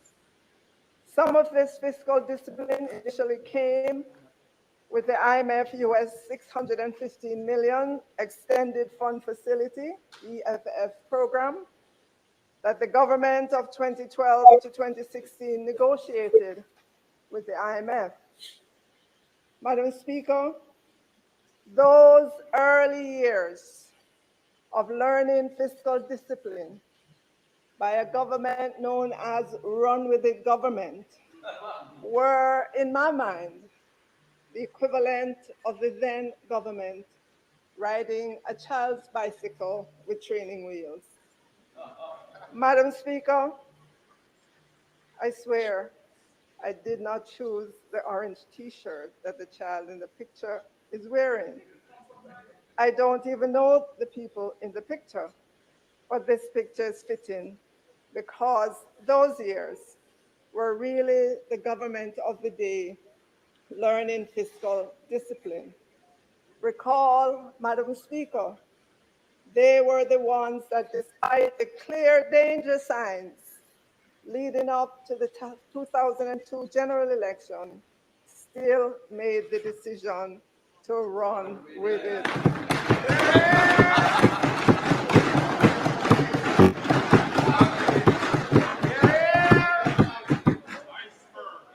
So this is fitting. This picture is fitting. Those early years of learning fiscal discipline, Madam Speaker, were the equivalent of the government of the day riding a child's bicycle with training wheels. We have come a long way since then, Madam Speaker.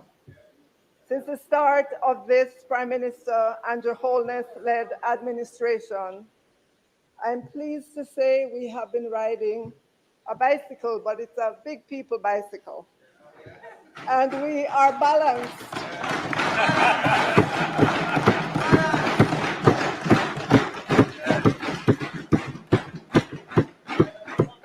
We are balanced on the big people bicycle with our own weight and are managing the complexities of Jamaica's budget with its many competing demands, all the while navigating the pressures of politics. I swear to you again, Madam Speaker, I do not know these people in the picture either. And why they were showing a V sign that represents, I just don't get this.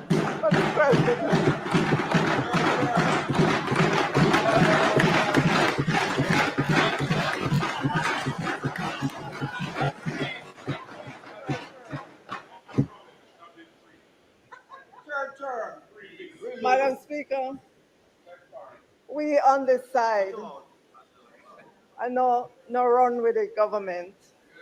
We are a responsible government. We are safeguarding the hard-won gains of the people of Jamaica so that their children and grandchildren can live a better life in Jamaica.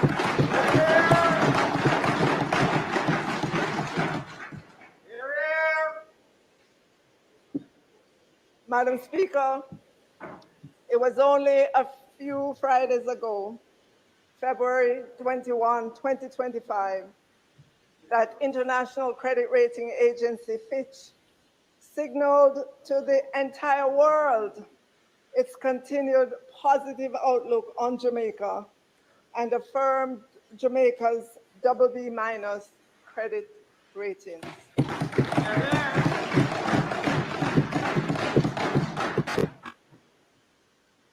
Credit rating Fitch said its positive outlook reflects the fact that Jamaica has stronger governance than the peer median, meaning, Madam Speaker, Jamaica is above its peer group in governance.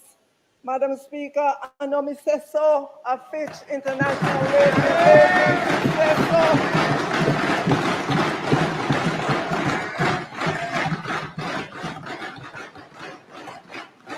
Jamaica is above its peer group in governance. Fitch also highlighted that Jamaica has made significant progress with debt reduction and that Jamaica has a sound fiscal framework and, Madam Speaker, a strong political commitment to deliver large primary surpluses. Madam Speaker, a primary surplus is how much money a government has left to pay interest on debt, invest in important projects, or save for the future after paying wages and salaries and other recurrent expenses. Fitch Rating Agency noted that debt to GDP has fallen from a high of 135.3% in fiscal year 2012-2013.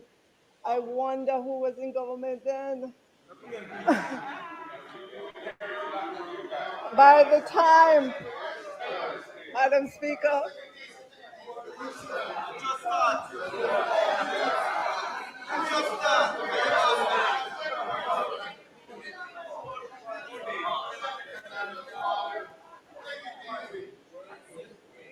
Madam Speaker, by the time we close, Madam Speaker, by the time we close this fiscal year, 2024-25, on March 31, 2025, we will be at 68.7%.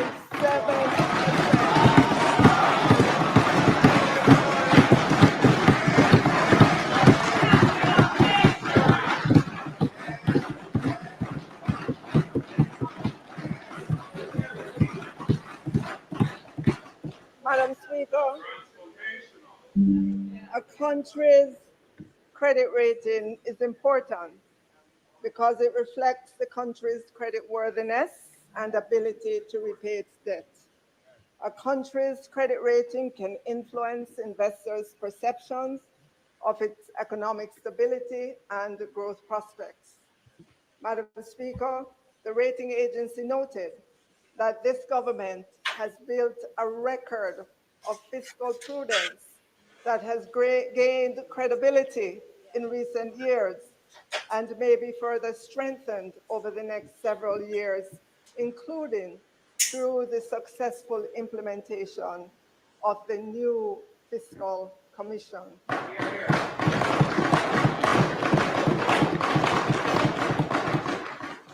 Madam Speaker, the Independent Fiscal Commission came into existence this year on January 1, 2025, and it has since assessed our budget and issued its opinion. If you recall, Madam Speaker, that role of assessing our budget was performed by our Auditor General for many years. The Independent Fiscal Commission, in its first report, has said that Jamaica's fiscal position and policy is sustainable. The legislated debt to GDP target of 60% or less by fiscal year 2027-28 is expected. Overall, operations are reasonable and achievable. The fiscal commissioner did highlight. It's their audio, my peeps, not me. Budget process, they are not new. The heavy reliance on tax revenues in the last 2 weeks in March, the last month of the fiscal year. The Fiscal Commission also pointed to the need to have a presentation of the fiscal balance for the specified public sector, and that the revenue measures should be tabled simultaneously with all other budgetary documents, despite this never been done before by any finance minister, Madam Speaker. So, Madam Speaker, we are ending fiscal year 24-25 strong. Unemployment is down, employment is up.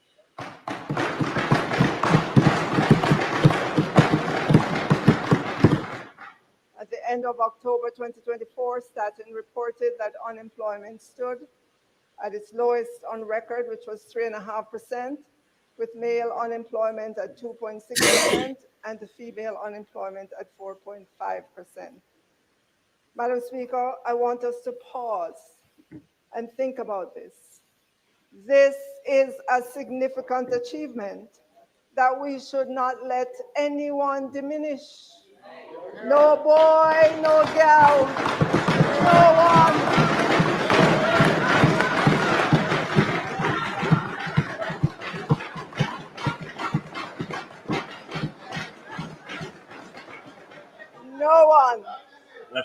No one should diminish this achievement of this government.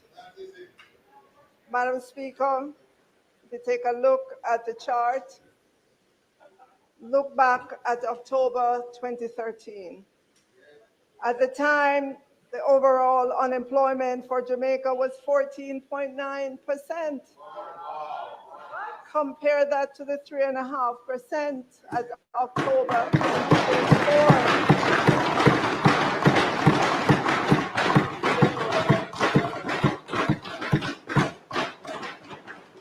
Female unemployment, Madam Speaker, at October 2013 was 20%, compared with 2.6% at October 2024.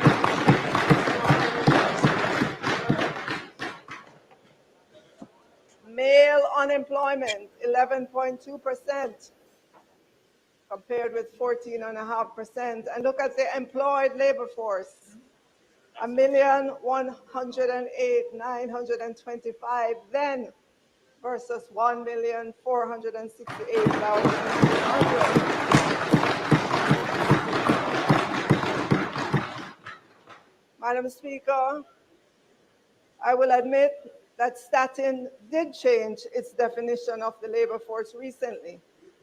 But even if you adjust the October 2013 figures to take that into consideration, there would still be a vast difference between the figures in October 2013 and the figures of October 2024. More persons working in 2024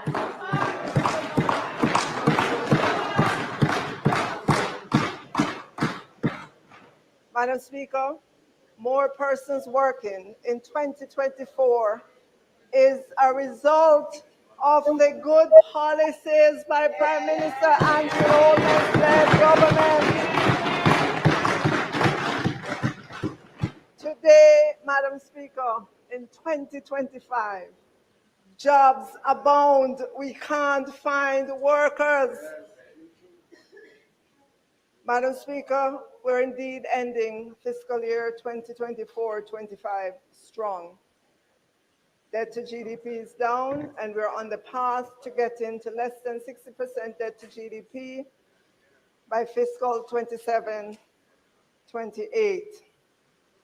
And Madam Speaker, if anyone doubts the wisdom of remaining on this path towards 60% debt to GDP, then they should get off this path and see how quickly and how negatively the markets would react.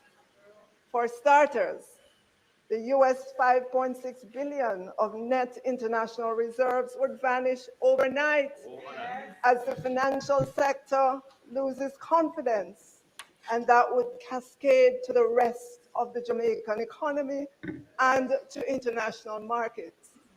Madam Speaker, confidence, once lost, is very difficult to restore.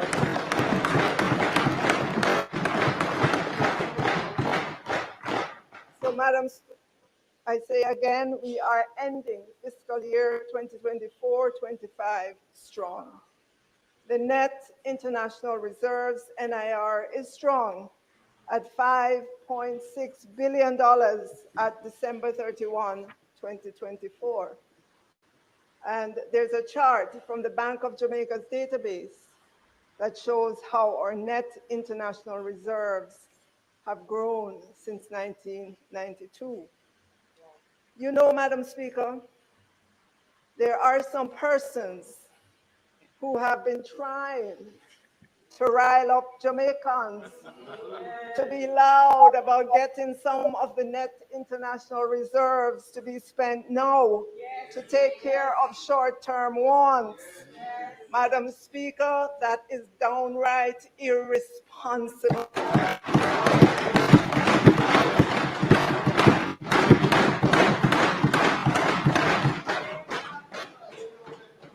The net international reserves is our cushion against the vagaries of the outside world. Madam Speaker, the main purpose of a country's net international reserves is to act as a financial safety net, providing a cushion against external shocks like currency crises or sudden disruptions in capital inflows, allowing the country to meet its foreign exchange obligations and maintain stability in its domestic currency by intervening in the foreign exchange market if needed. Madam Speaker, do you remember COVID? How would we have supplies and vaccines if we did not have US dollars to buy them? Madam Speaker, riling up Jamaicans to demand that the net international reserves be spent. It's like telling Jamaicans to go party with their rent money. Exactly.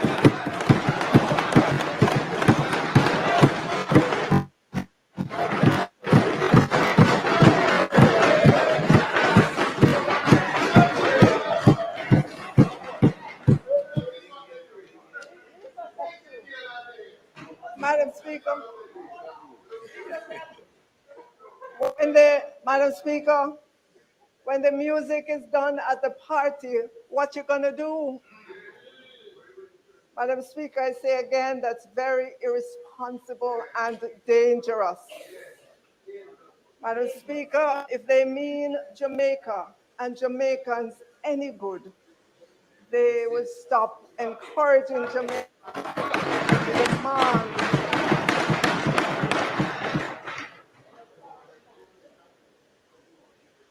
Madam Speaker, we're ending fiscal year 2024-25 strong. The overall inflation figures remain within the target 4 to 6% range. I know that for many Jamaicans, inflation at the market for yam, bananas, tomatoes, green peppers, and so on got way above the national average for inflation after the Category 5 Hurricane Beryl. I know because I go to the market. And so I know the price of food items. After Hurricane Beryl, prices really did fly. However, I am encouraged with the current direction. The last time I heard Minister Green talk, he said prices on agricultural items moderate, which was to say prices come down on the things them in the market and in the market. Madam Speaker, I included the chart on the screen in my presentation to show our young people what the experience with inflation in Jamaica was from 1963, right after independence, to 1999, a 36-year period. As you will see, Madam Speaker, inflation was well contained in the 0 to 10% band from independence to 1972. Madam Speaker, elections matter. Can you imagine life with inflation at close to 30% in 1973, 50% in 1977, 80% in 1991? We never had a worse period of inflation in our post-independence history. Madam Speaker, why am I going all the way back to 1973? Because, Madam Speaker, if we do not remember our history, we are doomed to repeat it. Everyone should take pics of these charts and send to all their friends. Remind them from whence we came and that we do not want to go back there.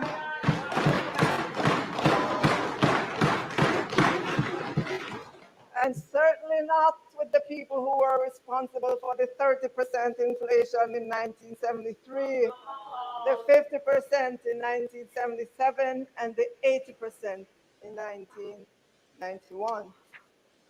Madam Speaker, we are ending fiscal year 2024-25 strong. As a country, we did better than what was projected. Crime is down, roads are being fixed, people got their reverse income tax credit, inflation is contained, persons and businesses are getting relief with the Special Arrears Settlement Program, an initiative that relieves the taxpayers of the penalties, interest, and surcharges that have accrued on an outstanding principal balance. We expanded the limit of the capitalization of companies on the junior market, reduced the income tax for companies that generate more than a specified amount of energy from renewable energy, clarified the tax rate for trusts and corporate services, and increased the allowance offered to the pensioners and persons over the ages of 55 and 65 years old. We also streamlined the Procurement Act to make it more efficient in its execution. Madam Speaker, What a government.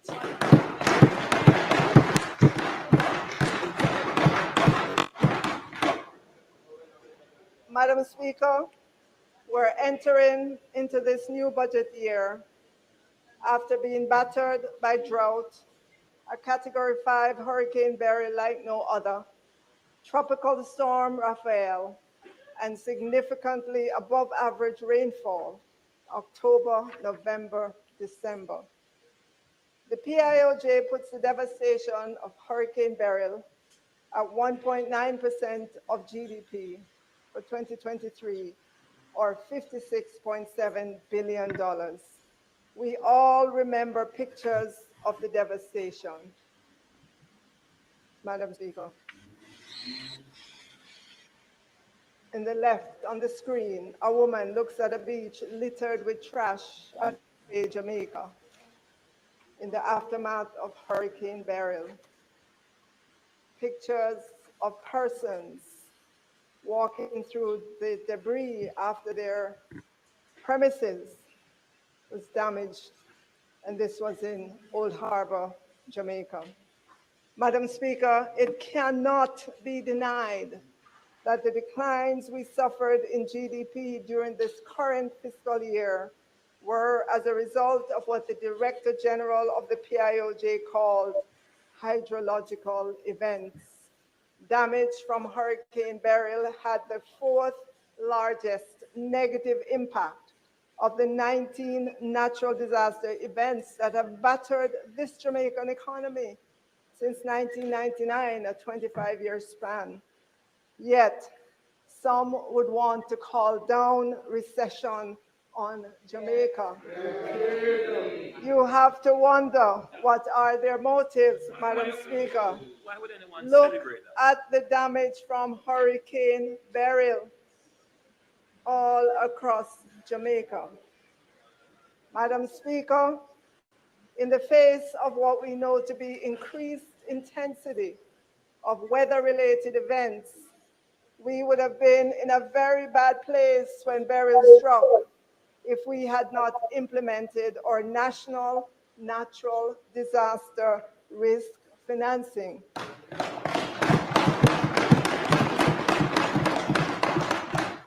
With the many layers of shock absorbers for the economy.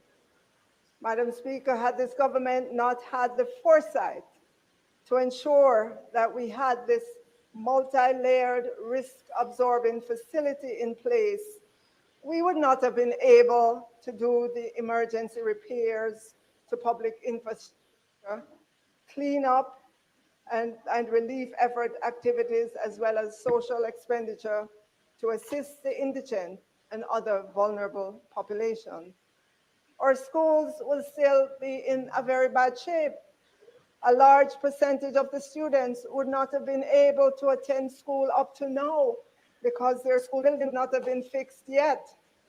I should know. I was the Minister of Education at the time. Madam Speaker, here is what this government has put in place to cushion the budget during disasters and provide for Jamaicans. $130.6 billion national natural disaster risk financing shock absorber.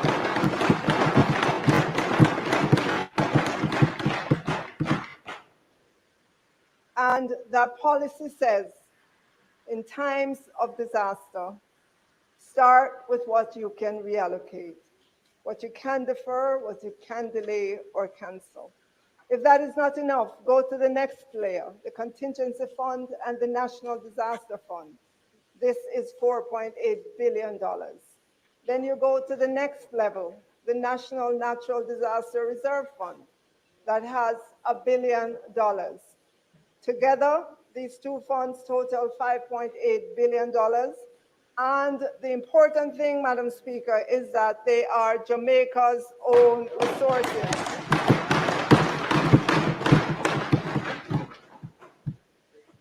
And if that is not enough, we have two contingent credit arrangements, thanks to our international partners.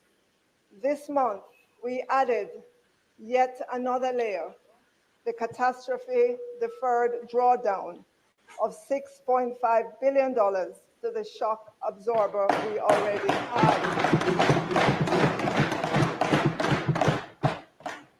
Layered on top of that is the Caribbean Catastrophe Risk Insurance Facility, $19.2 billion. And then if we get one of those really, really, really bad disasters, we have the catastrophe bond for $25 billion.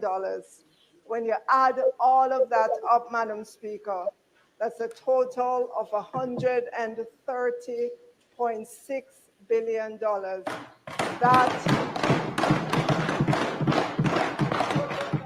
That is the size of our shock absorber, Madam Speaker. They, on the other side, in all the years they have been in government, spending, did not consider the future of Jamaica to provide for contingencies for disaster. Yes, I will give them credit for continuing the payment for the CRIF insurance, which was started under us during 2007 to 2012.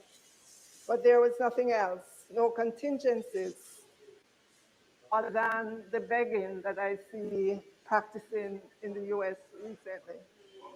Madam Speaker, can you imagine if this government had not put in place this multi-layered national natural disaster financing policy to ensure we recover quickly from Beryl and Raphael in record time? All now we would be in darkness, without water. The roads would be impassable. Schools would not have been repaired. No cash resources would be available for farmers, businesses, and families. The commitment of this government, Madam Speaker, is to continue strengthening our multi-layered national natural disaster risk financing and to fill any gaps that we have. Of course, Madam Speaker, how much we can access will depend on the severity of the disaster. And Madam Speaker, I must give former Minister of Finance and the Public Service, Nigel Clark, his props for this. He not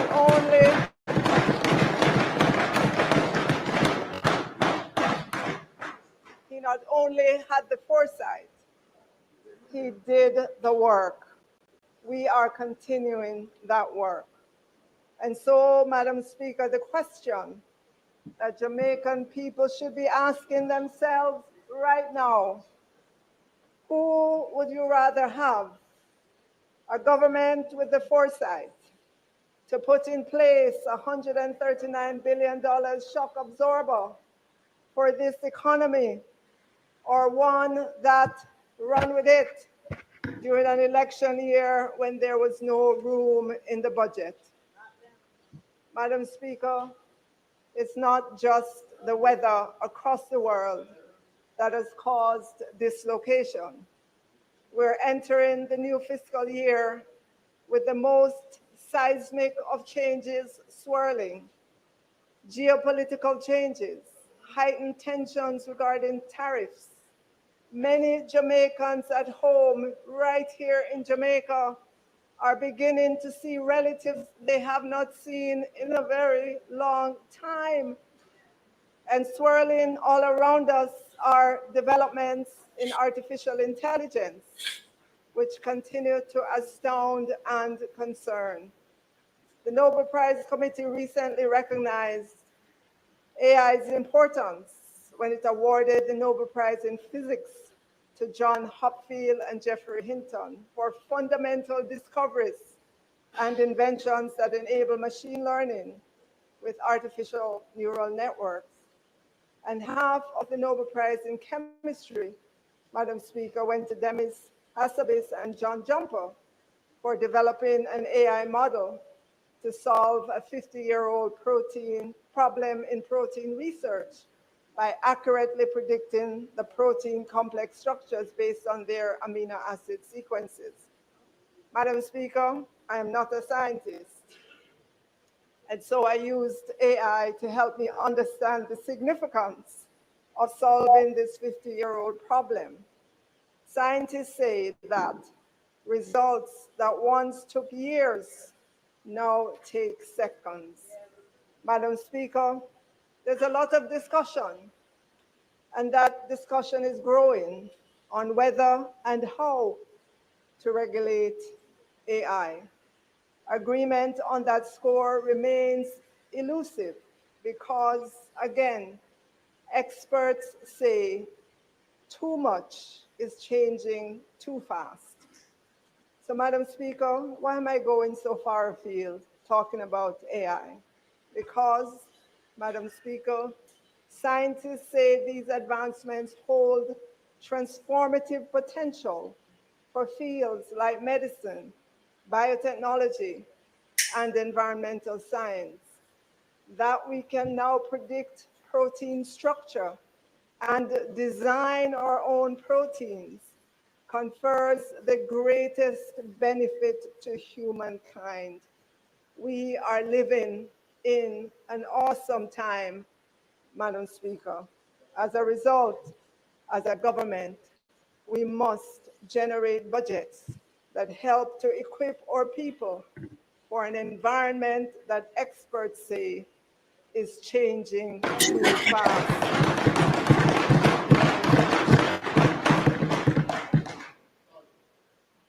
Madam Speaker, for the central government for fiscal year ending 31st of March 2026, the total recurrent expenditures, which includes wages and salaries for the various ministries, departments, and agencies of the central government, is $1 trillion, 34,707,200,000.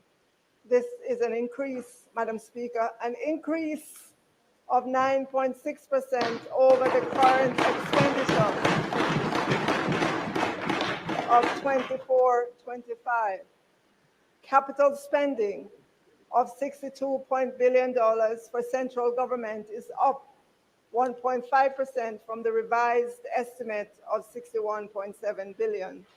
We had originally anticipated to spend $80 billion when the budget for fiscal year 2024-25 was first tabled in Parliament.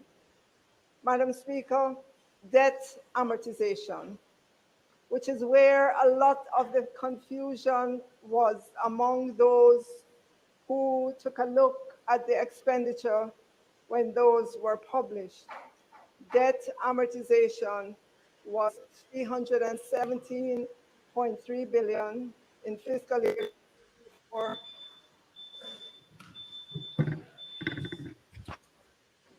House Leader, Madam members' time Speaker, for the speaking has expired. members' time for speaking having been expired, I beg to move that it be extended sufficiently to allow the conclusion of the presentation. Maybe you, Madam Speaker. Question is that members' time be extended sufficiently to allow for completion of the presentation in respect of the opening of the debate. Those in favor? Aye. Those against? The ayes have it.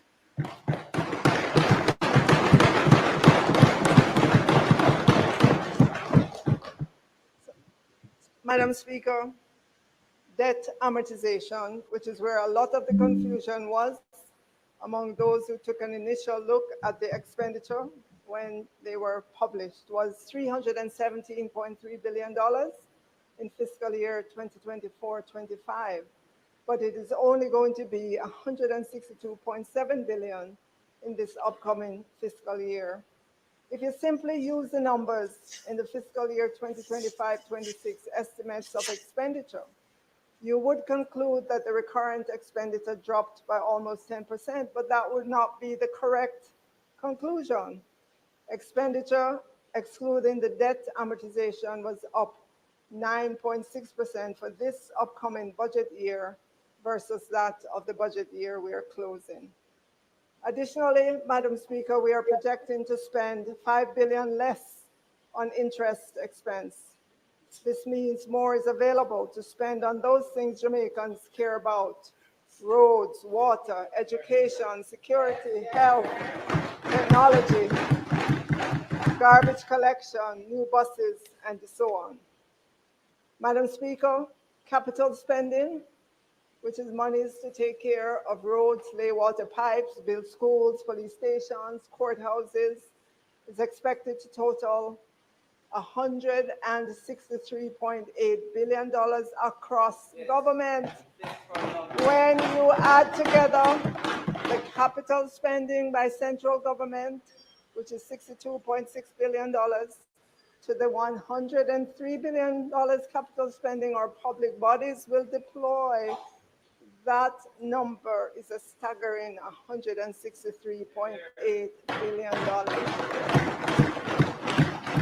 This is a 36.5% increase over what is being spent in this fiscal year ending March 2025. This will significantly add to GDP growth in the new fiscal year. Madam Speaker, we have 150 active public bodies. We don't give enough recognition to them. They perform regulatory, advisory, supervisory, research, administrative, technical, or quasi-judicial functions. Many of them are funded by the consolidated funds, but there are 52 that provide, through their various services, major contributions to the economy. So these public bodies are in the portfolios of various ministers on which they will report during their sectorial. But suffice it to say, Madam Speaker, together, public bodies are expected to end the new fiscal year with $1.6 trillion of gross assets. This is 6.6% greater than the gross assets in the fiscal year that is drawing to a close.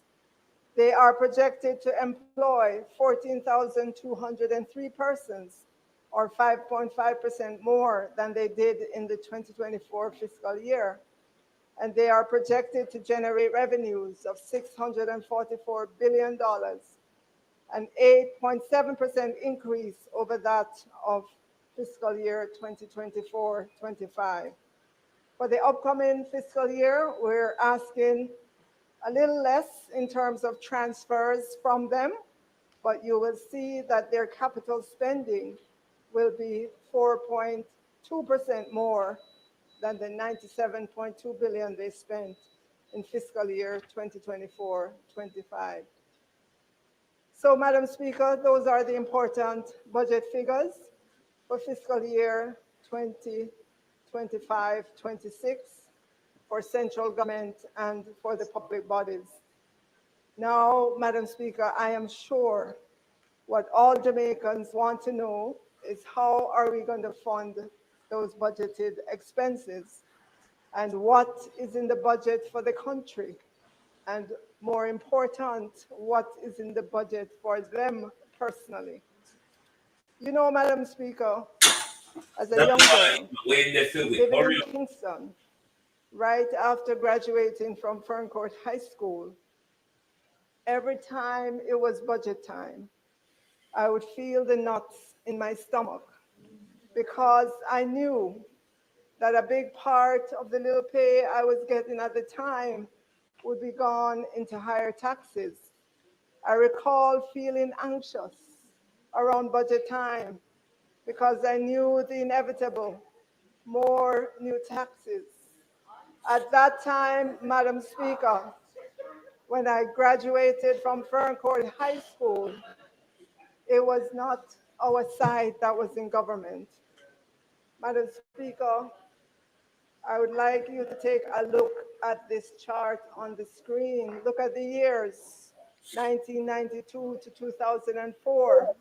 There was one government in charge. The same government occupied the parliament for all those years. Now look at the fiscal balance as a percent of GDP. Look at the budget balance as a percent of GDP. Negative, negative, negative, negative, negative, negative, negative, negative, negative, negative. Today, Madam Speaker, I carry that feeling in my gut whenever I remember the struggles in those years in which I had to paddle my own canoe as a young girl in this country while helping to take care of my younger sister. Madam Speaker, I know that we all know that this is an election year, but I do know as well that Jamaicans have grown to know that as a government, we are committed to remain disciplined.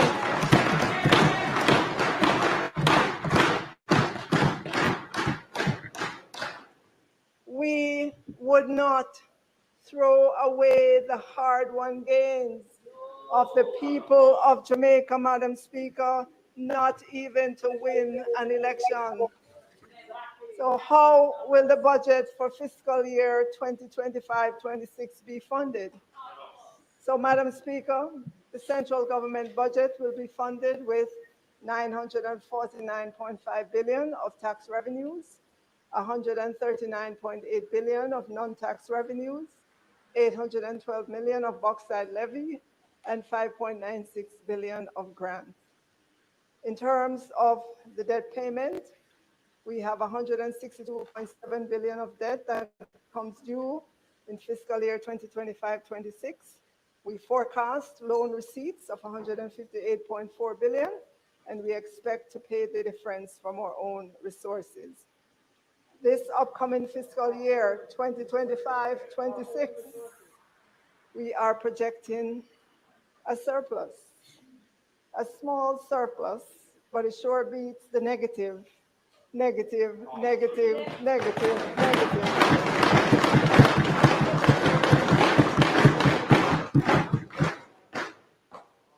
Negative years that have plunged Jamaica into the abyss. Take a look at the debt to GDP figures. Practically every year that the government of 1992 to 2004 ran a budget deficit, the debt to GDP went higher. They mortgaged the future of Jamaican people.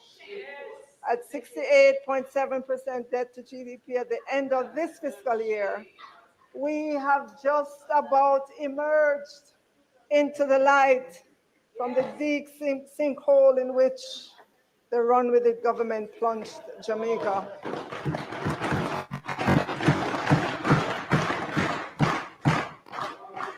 Madam Speaker, recently the Tax Administration Jamaica conducted a survey, and it asked Jamaicans, what do they believe are the implications when TAJ does not collect taxes? The answers may surprise many. 91% of the people say health of the economy would be negatively impacted. They say the ability for government to pay for social amenities would be reduced. They say there would be an inability to service the country's debt. 87% said an inability to invest in infrastructural development. 89% said inability to pay the salaries and wage of public sector workers. Madam Speaker, 72% said the implication when TAJ does not collect taxes is an increase in tax rates. An inability to establish an optimal budget for the country. And 78% said when TAJ does not collect taxes, it increases the tax burden on those who pay taxes. Madam Speaker, these responses are encouraging to me to know that when all is said and done, Jamaicans do understand that a government, any government, has to collect taxes to pay for social amenities, service the country's debt, invest in infrastructural development, pay the salaries and wages of public sector workers, among other things. For example, in the expenditure for this upcoming fiscal year, we have had to make an allocation for the new round of wage negotiations, plus the one-offs and back pay or retro pay due to some groups. Jamaicans get it, Madam Speaker. In the budget, Madam Speaker, compensation for government employees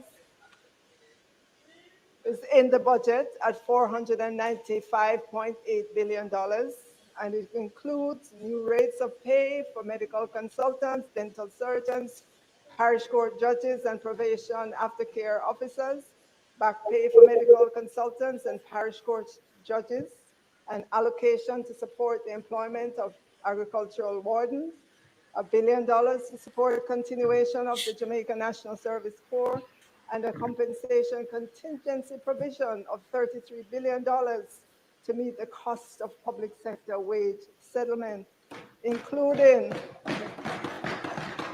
a provision of $3 billion to support the filling of vacant technical positions in regional health authorities. That's in the budget, Madam Speaker.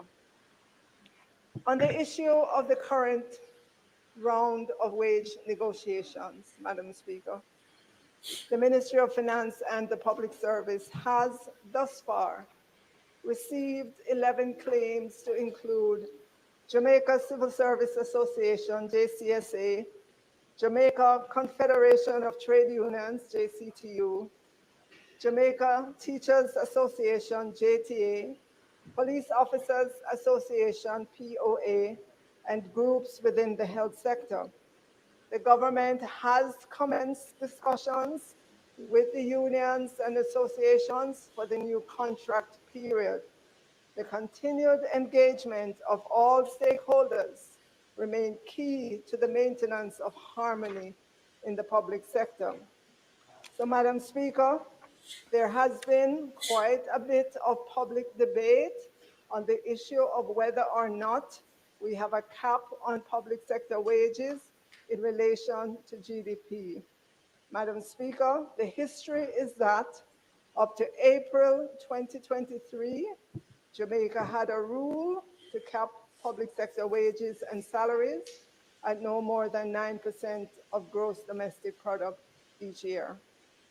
The cap was implemented in 2013 while Jamaica was in an IMF program with the then government. You may recall, Madam Speaker, that the then government signed the US $615 million extended fund facility with the IMF in 2012. At the time of implementation of the wage to GDP cap of each year, our national debt stood at 147% of GDP, and inflation was 9.1%.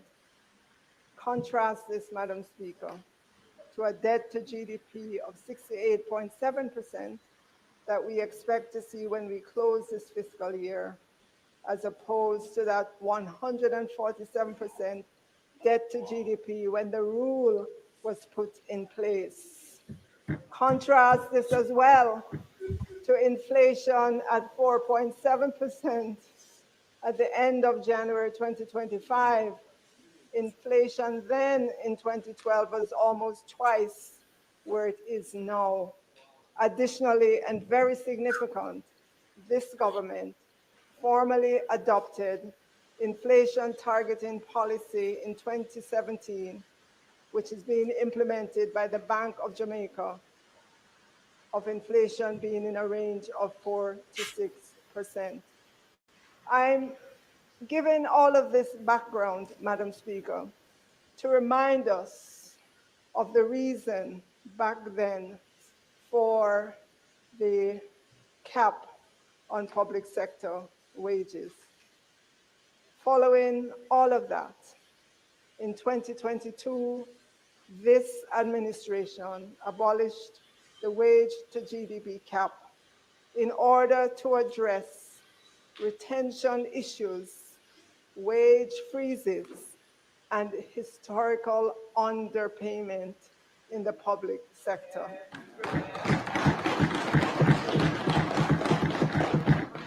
Truth be told, Madam Speaker, the history is that the target was met only once, and the cap was criticized for stifling public sector reforms and contributing to attrition in critical services like healthcare and education. But I don't want Jamaicans to believe that there are no controls on the budget. The major controls we have on the budget is the fiscal balance rule and the debt ratio. I believe every Jamaican should know by now that the debt to GDP ratio is being targeted to be 60% or less by fiscal year 2027-28. The fiscal balance rule is also a strong guardrail for the financial affairs of this country. It is not as well known as the debt to GDP target, but it is codified in our laws as a target in fiscal year 2020-2021 and continuing for 4 years. And that is what we have. During those years, we were bound to have a fiscal balance surplus of no less than 0.3% of GDP. Madam Speaker, I'm happy to say that this was only missed during fiscal 2021, the year of COVID, and I am sure you can understand why. It has been proven that containing our spending by the fiscal balance rule and the debt to GDP and maintaining that discipline, then our fiscal affairs will remain on a sustainable path. For the public sector, the focus should now be on pay for performance, efficiency in service delivery, and productivity gains.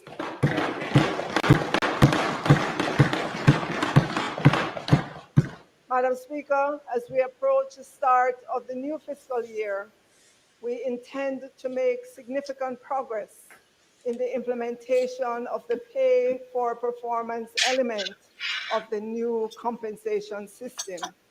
We have begun the conversations So with we our can't union have one of partners them. because we must continue to transform, to provide the framework and tools to improve productivity in the public sector. The pay for performance system is a key component in incentivizing performance in the public sector. Madam Speaker, let me be the first to say we are ending fiscal year 2024-25 with gains in efficiency and productivity in government.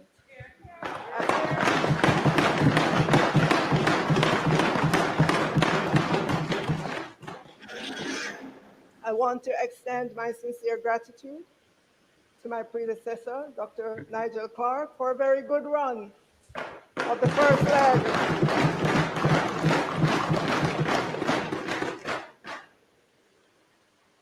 And handing the baton to me to continue the race. At the same time, I must express my thanks also to our union partners and public sector workers who stayed the course as we navigate some difficult terrain. Madam Speaker, this Honorable House will recall that in 2017, this Prime Minister signaled the government's intention to pursue modernization of the state in a more deliberate and transformative way. And I want to pause to acknowledge the support of our international partners in assisting us in key areas of our development agenda.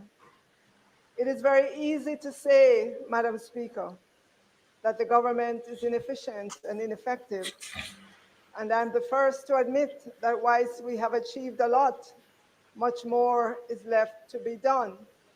But if we look dispassionately at the public sector, it must be acknowledged that significant strides have been made. Even as we modernize and transform, we must continue to deliver public services. We cannot close shop and put up a sign to say, under transformation, reopening soon. Exercises like these take time and require consultation with multiple stakeholders as we all work together to build a better public sector for all. Madam Speaker, some of the strides made include expanding the use of ICT in the public sector to drive efficiency and effectiveness, building a shared services operation as a means of transforming the way government provides service internally, transformation of human resource management practices, compensation management, and rationalization of public bodies. Under this program, Madam Speaker, GovNet became a reality under the efficiency pillar. There is now a dedicated broadband infrastructure for the public sector.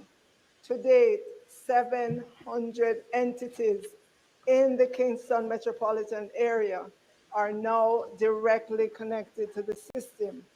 We're talking about ministries, departments and agencies, schools, courts, and police stations.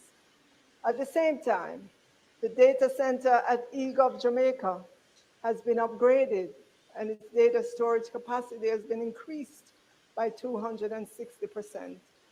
We've also provided the public sector with additional cloud infrastructure and all the automated management tools and security components that are needed for government to operate a modern data center on behalf of the rest of the public service. Additionally, by leveraging GOJ-owned communication assets, digital systems can now interface more easily, allowing for greater interoperability between digital platforms in the public sector. This means that the framework is in place to allow for e-government services, citizen-facing applications, and back-office operations to integrate more efficiently, reducing duplication, improving service delivery, and ensuring that government processes are faster, more secure, and more responsive to the needs of the public. Yes, Madam Speaker, more work is to be done, but the foundation is set for citizens to feel like they're interacting with one interconnected government instead of siloed MDAs.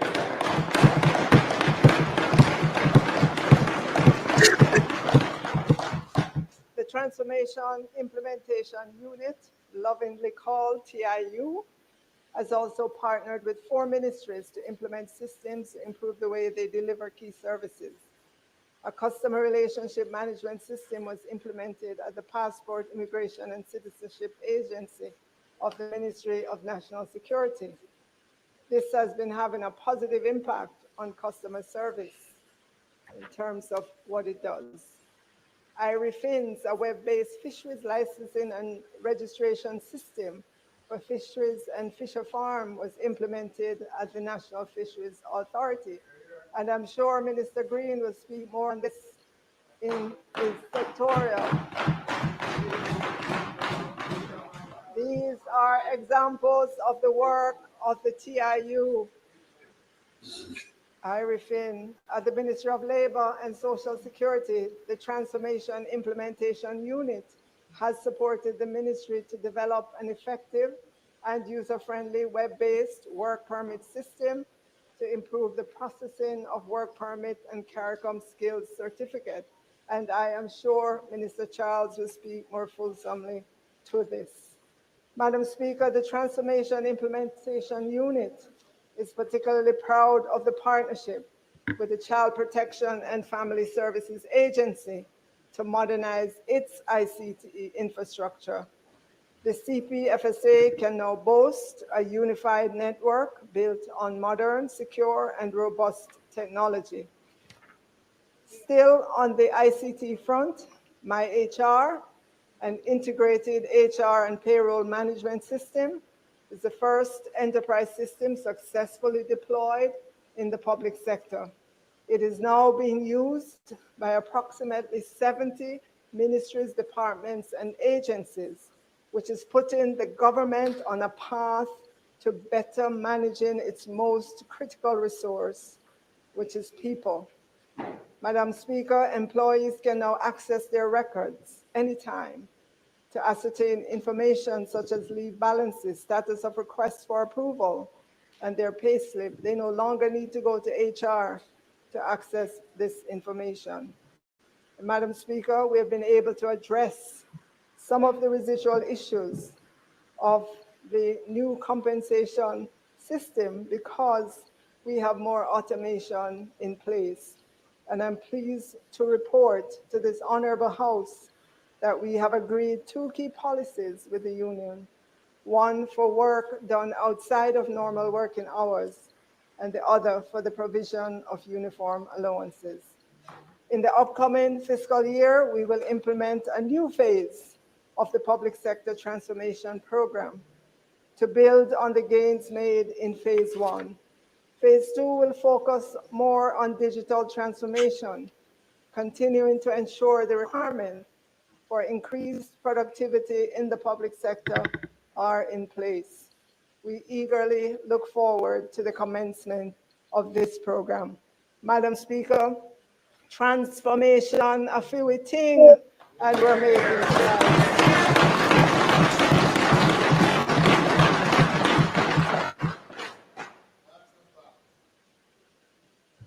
Madam Speaker, support to self-financing public bodies of $27.8 billion is in the budget, of which $11 billion are allocated to JUTC, Bombay Metro, $10 billion to the National Water Commission, $900 million to the Transport Authority, and $210 million to the Jamaica Commodity Regulatory Authority, JACRA. That's in the budget, Madam Speaker. Madam Speaker, let me pause to say that the $10 billion allocation to the National Water Commission was the easiest yes for me.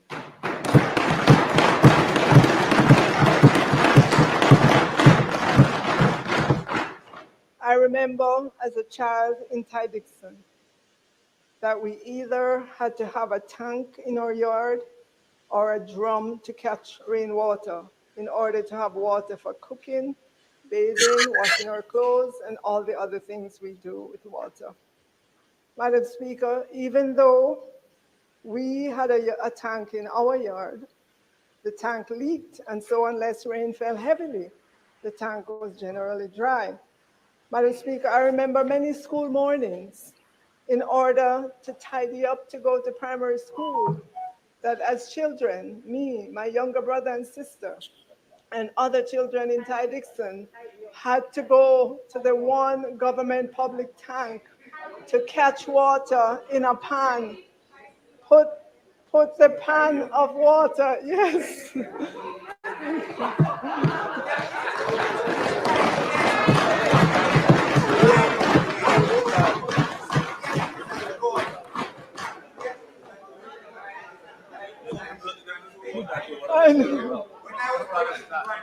So, Madam Speaker, yes, in order to tidy up to go to primary school, that as children, we had to go to the one and only government public tank to catch water in a pan, put the pan of water on our heads with a cutter under it,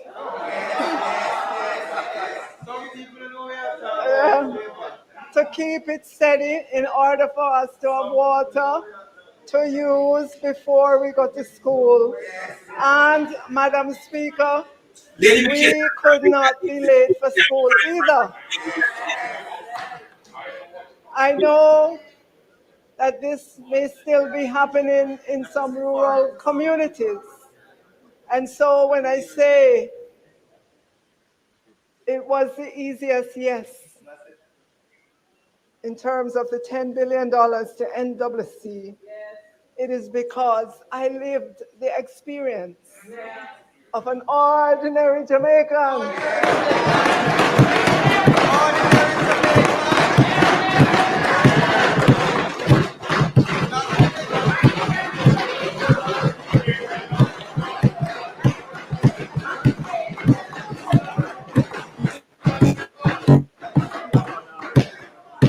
An ordinary Jamaican in rural Jamaica, in Ty Dixon, and I know the hidden hopes and dreams of ordinary Jamaicans.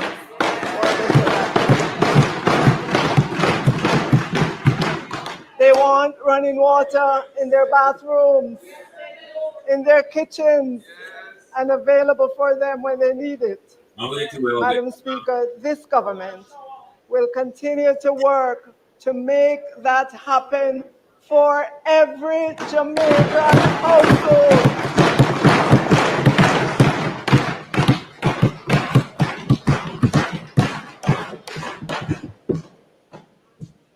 So, Madam Speaker, recently I gave my strongest endorsement to the PPP, Public-Private Partnership, that Prime Minister and Minister Samuda signed with the various partners to build the Rio Cobra water treatment plant at a cost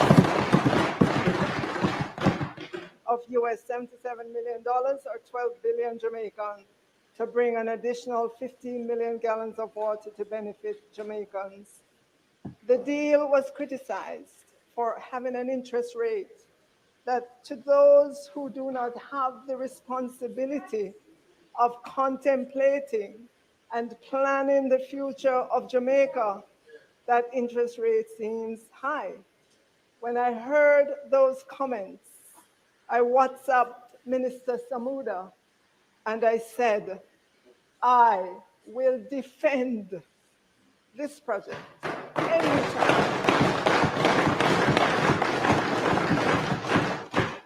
anytime, because the issue in 3 or 4 years' time, when water is needed, as the population in Kingston and St. Andrew and in our 15th parish, Portmore, grows.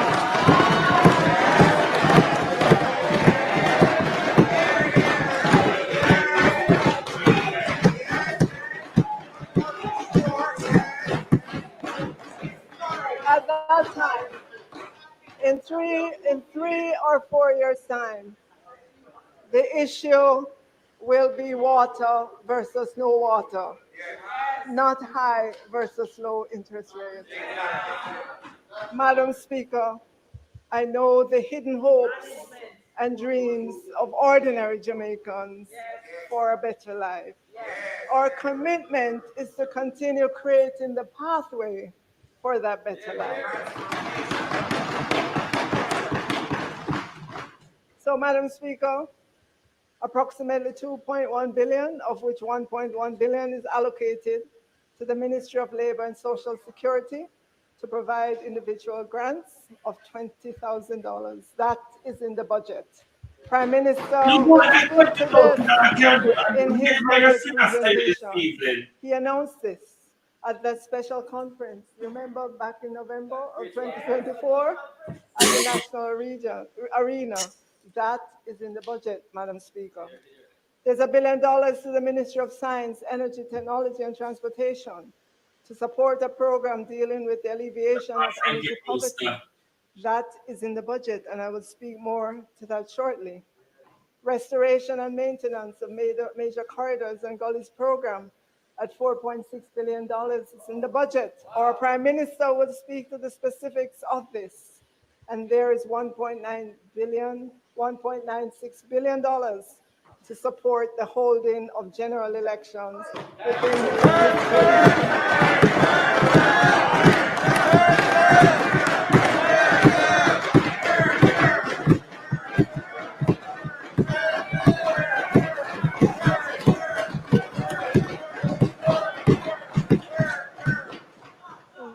That is in the budget, Madam Speaker.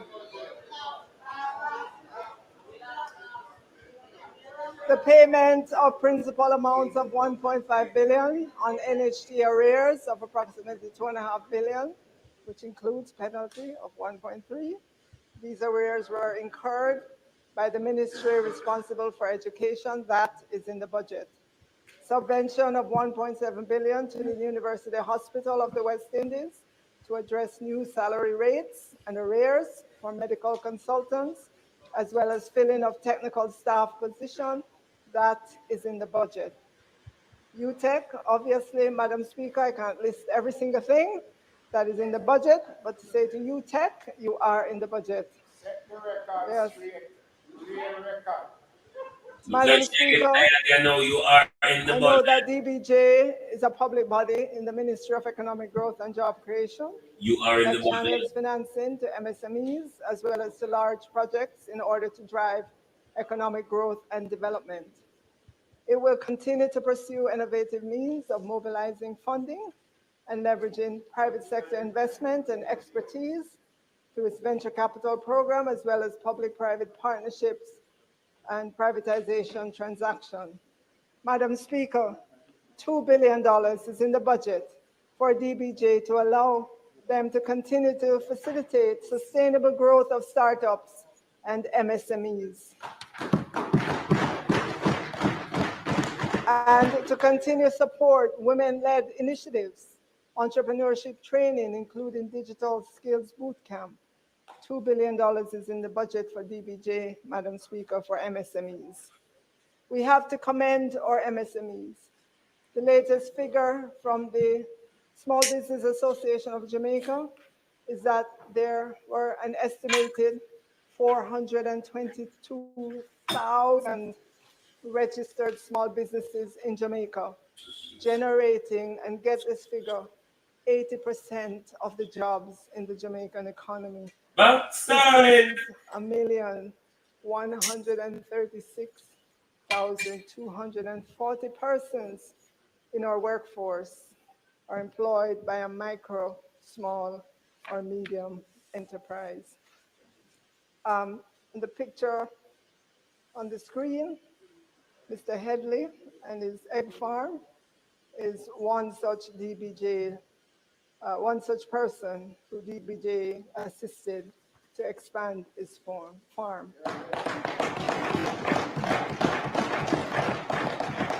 Madam Speaker, the top concerns for small businesses that I hear repeated over and over again, and Minister Hill will tell you as well, is access to financing. And not just plain vanilla access. They want equitable access to financing. They are also feeling the burden of high interest rates and have said to me that opening a bank account for their business is difficult. They feel there's no difference between the requirements for them as MSMEs as opposed to a very large institution. And so my commitment to them is to get together with the Minister Hill, to let us sit down with the banks and see how we can agree to reduce the burden of opening a bank account for MSMEs. Madam Speaker, recently, as a government, we listened to the new car dealership industry. They said that 100% bond on the duties they pay ties up too much of their capital. Madam Speaker, Jamaica imported some 50,786 motor vehicles worth $81 billion in 2022. And if you look at the duties are between 67 to about 88% of the value. And if you assume the lowest duty, you can see that the capital tied up against the duties is significant. We listened to the industry, and now, instead of 100% bond against the duty, we have reduced that to 20%. Yeah. Very nice. This frees up capital to invest in other businesses or to expand existing businesses, hire more people, and contribute to economic growth. That was not a call on the budget. That was not a tax incentive. That represents this government listening and understanding the hurdles in the way of businesses and taking steps to reduce or eliminate those hurdles. Madam Speaker, on capital spending, the $62.6 billion proposed for capital expenditure in 25-26 will be spent by central government, and it includes a contingency provision for new public projects of $2.1 billion. Major infrastructure projects under implementation by the Ministry of Economic Growth and Job Creation accounts for $30.6 billion, or 49% of the capital spending across central government. And I am sure the Prime Minister can't wait to speak to his plans for roads and more roads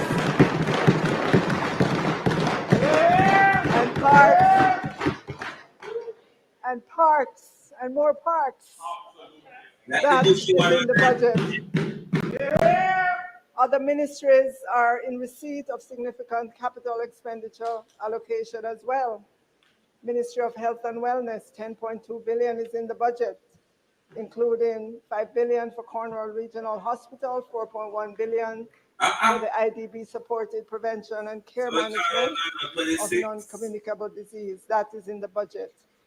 There's 4.6 billion in the budget for the Office of the Prime Minister, including 3 billion for NIDS. That is in the budget. And MSET, 4.5 billion is in the budget for MSET, including 3.2 billion for the procurement of new buses for JUTC. That is in the budget, and I'm sure Minister Vaz will speak to that. And there is much more in the budget for Ministry of Education, 4.2 billion, including 1.7 billion to the primary and secondary schools infrastructure project. That is in the budget. At the Ministry of Agriculture, $3.7 billion. And I am sure Minister Green can't wait to tell you about what he's doing for Essex Valley and Southern Plains. $3.7 billion is in the budget for agriculture under the capital program. And MNS, Ministry of National Security, you will 1.7 billion to continue construction of police divisional headquarters in Westmoreland and St. Catherine North. That is in the budget. I am sure, Madam Speaker, that you will agree with me after hearing those robust budget numbers for the various ministries that for an economy that has been so battered by a drought, by a Category 5 Hurricane Beryl, by Tropical Storm Raphael, and rains, especially during the months of November and December, that were well above the 30-year average, that the word for this Jamaican economy and for the people of Jamaica, that word is resilient.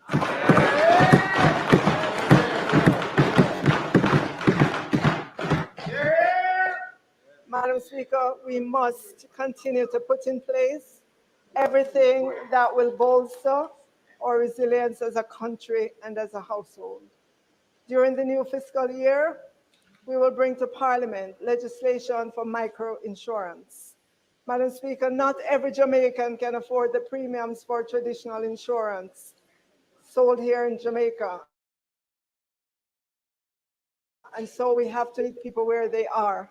Madam Speaker, micro-insurance legislation has been talked about, but I give my commitment that micro-insurance legislation will be passed in this new fiscal year.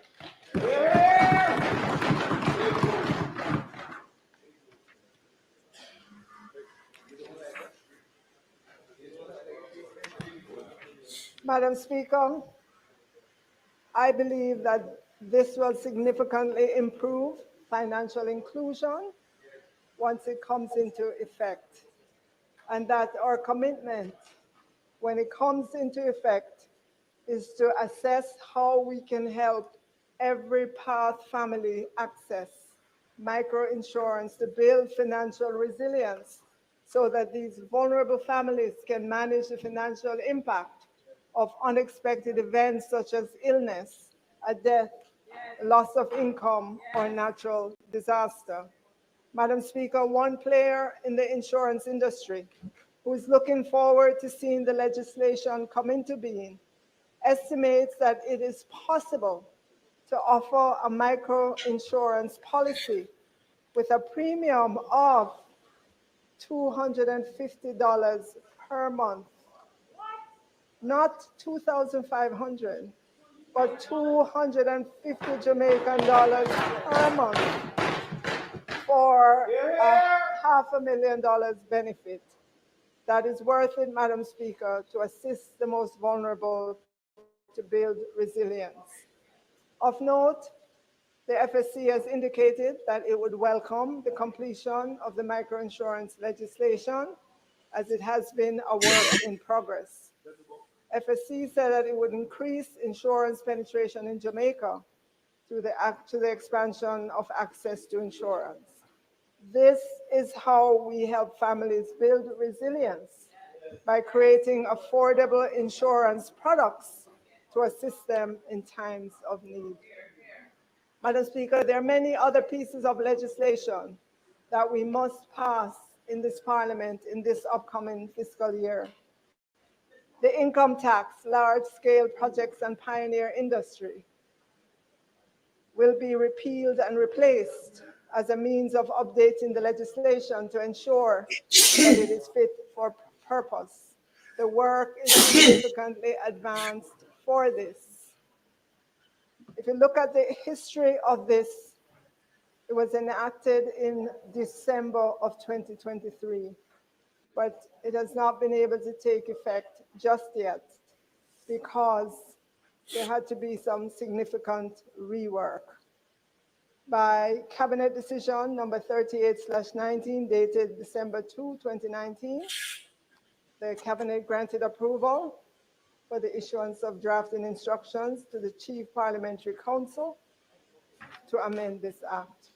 We have been working on it, Madam Speaker.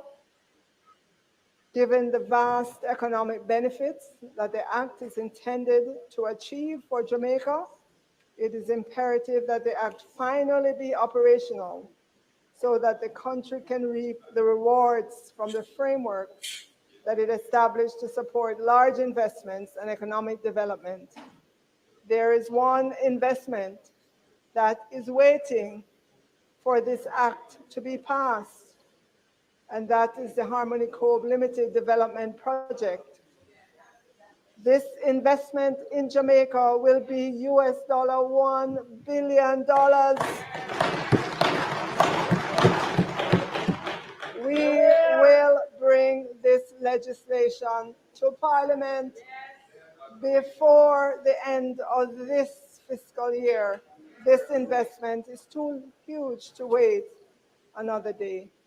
Madam Speaker, phase 2 of the private pension reform process, referred to as the adequacy phase, seeks to address issues such as the locking in of members' compulsory contributions, vesting of members in relation to benefits derived from the employer's contributions, portability of pension benefits, and allowance for dependent disability pension.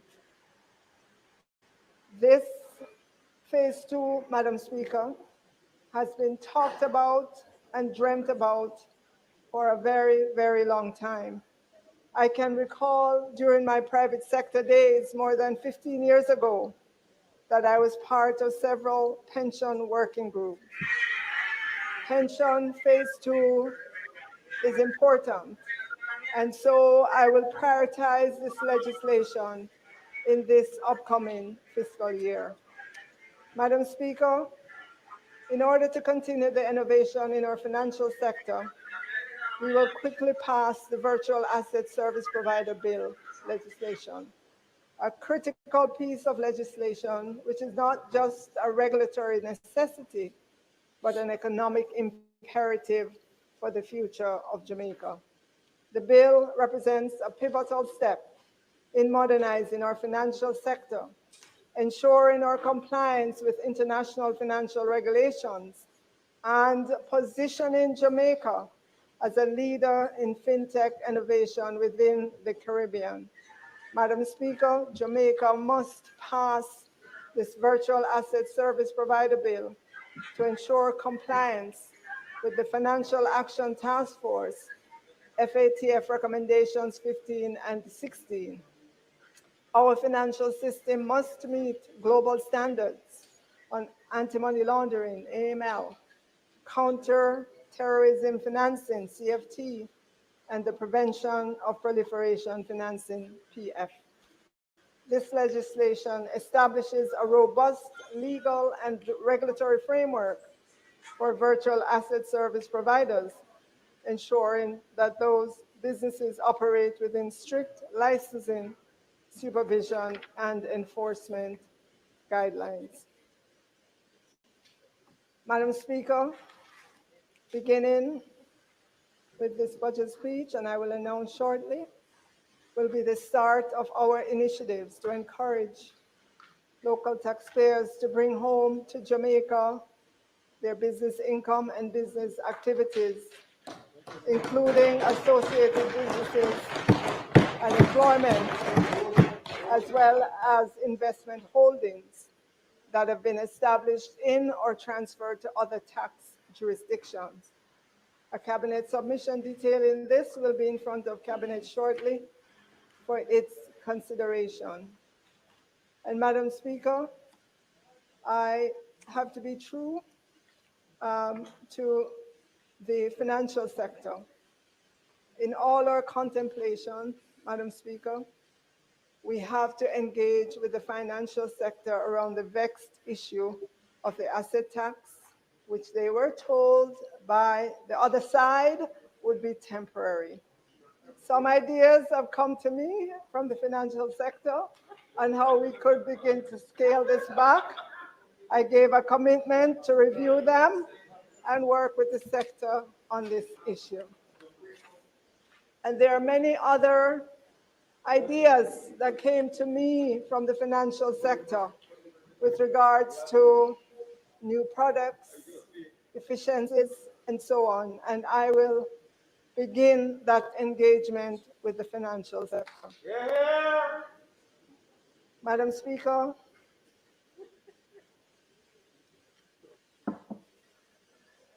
the Student Loan Bureau has gone through many changes, making itself more efficient and more service-oriented. It is working to move itself to another level, a higher level, with a new and improved customer platform, which should have been launched in 2022, but is now targeted for the first quarter of the new fiscal year 2025-26. This platform will allow students to view their loans, print statements, and pay their loans online, among other functions. The SPL reported to me that the biggest challenge that students have been complaining about is accessing the information about their loans. However, as the student loan says that once their platform is launched, students will see significant improvement in efficiencies. Madam Speaker, during the 23-24 fiscal year, the decision was taken by this government to no longer require path beneficiaries to have a guarantor, and path beneficiaries would have 100% waiver for application fees. Since then, there has been an 85% increase in the number of path beneficiaries in 2024-25 versus the figure in 2023.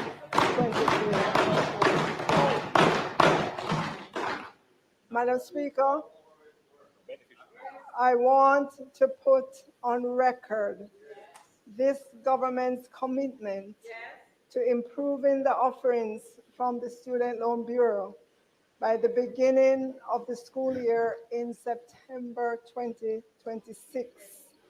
A Capri study has given us excellent suggestions on how to modernize the student loan offerings. We are committed to doing the overhaul of the student loan system and will engage Capri as we start that process this upcoming fiscal year. But so, Madam Speaker, to let Jamaicans know our headspace and where we're heading, we are committed to an increase in the loan amounts that students will be able to access. And for the disbursement to include not just tuition, but also housing, books and supplies, the cost of a laptop, and a stipend for meals. We are also committed to a meaningful reduction in interest rates on the various loans, and we are committed to longer loan payment periods.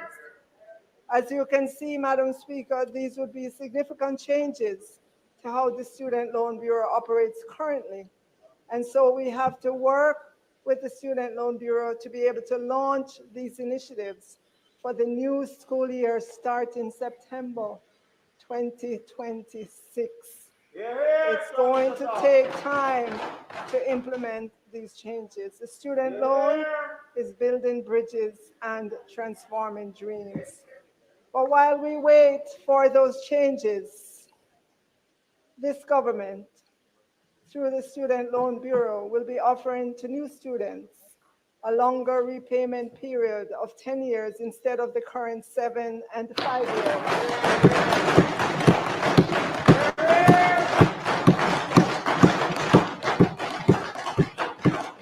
And the rates will remain the same, meaning the rates will not increase because the payment period has increased.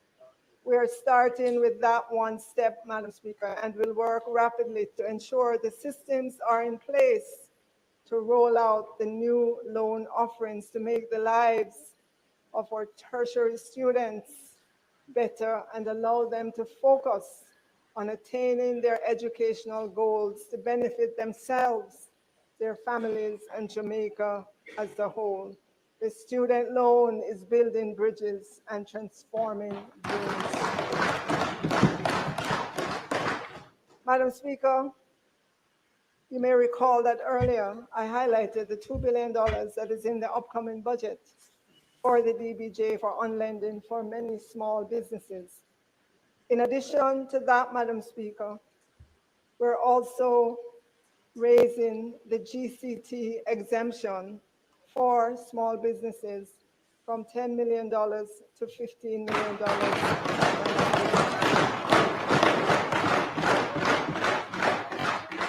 So in addition to all the items I listed that are in the budget, which was good news number one, and the work that the Student Loan Bureau will be doing to improve the offerings, which was good news number two, raising the exemption from 10 million to 15 million for MSMEs is good news number three. Madam Speaker, as we accelerate the pace of economic growth in Jamaica, accelerated capital allowance is one strategy that this government will use to move growth to a higher level. In general, as businesses know, because they currently get capital allowance on specific capital expenditure, like industrial buildings, plant and machinery, and information technology equipment, it is a tax relief to the companies because they would be allowed to deduct some portion of the cost from their taxable profit over time. This deduction, the capital allowance deduction, reduces the company's overall tax liability and provides a fiscal incentive for business growth and business investment. Madam Speaker, as a government, we would like to see greater investments among our companies. And so we are making a special provision for accelerated capital allowance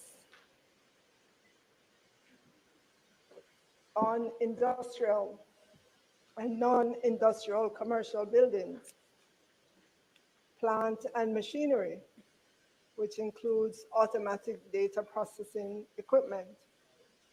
This will be over a 2-year period. We will publish that schedule.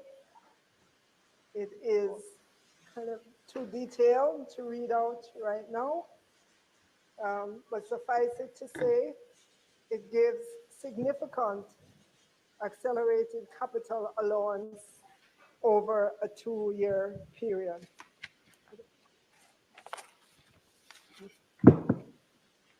And so we are encouraging companies to take the opportunity to upgrade their machinery, their ITC infrastructure, their industrial buildings, to help expand their output so that we can move the GDP growth rate to higher levels.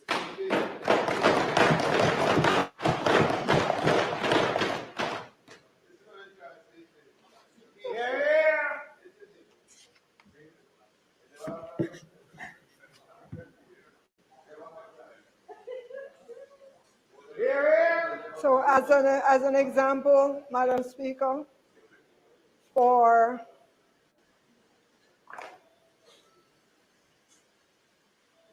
plant and machinery, currently the initial capital allowance is 25% over the initial year is 25%.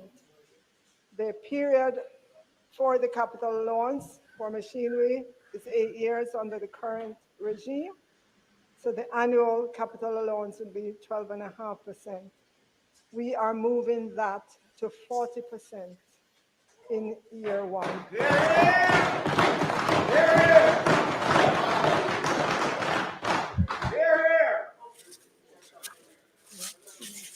Yes.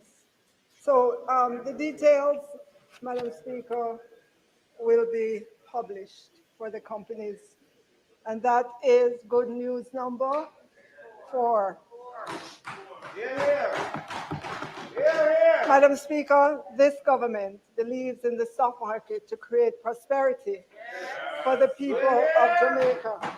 Like someone wanted to lock it down.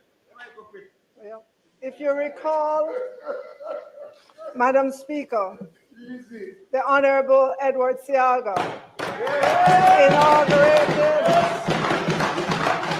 the Jamaica Stock Exchange in 1969 as the Minister of Finance and Planning.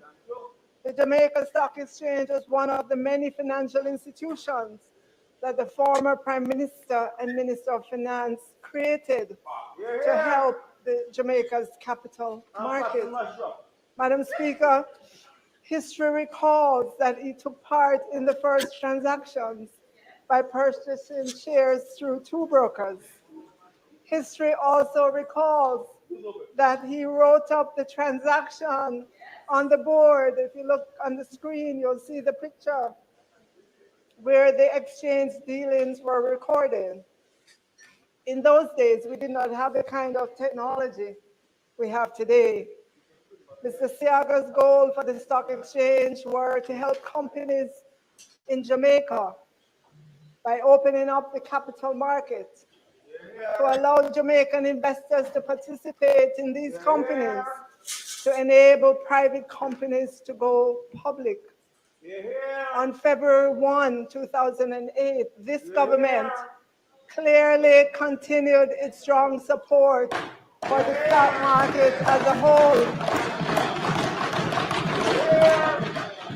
But more important, for the establishment of a junior stock exchange. I go further, Madam Speaker. It was this government, under the leadership of the Honorable Bruce Golding that facilitated the launch of the junior market on April 1, 2009. Sadly, Madam Speaker, despite the clear success and the positive impact of the junior market, we witnessed the shockwave when the then Finance Minister announced in this Parliament on October 12, 2013, that his government would phase out the Jamaica Stock Exchange junior market benefit in 8 years. In opposition in 2013, the shadow spokesman on finance, MP Audley Shaw, clearly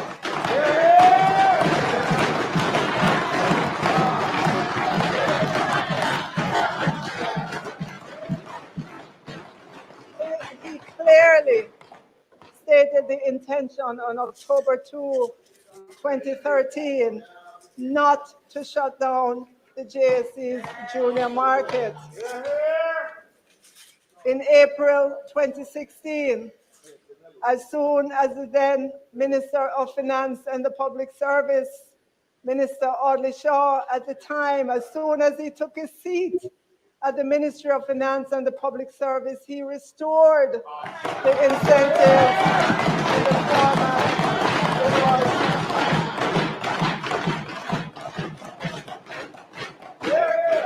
Today, Madam Speaker, the junior market companies have paid over $1 billion of statutory deductions, 1.6 billion of GCT, and 1.6 billion of PAYE. And Madam Speaker, as soon as the chart comes up on the screen, you would see that those junior market companies have raised in the equity market 20.2 billion.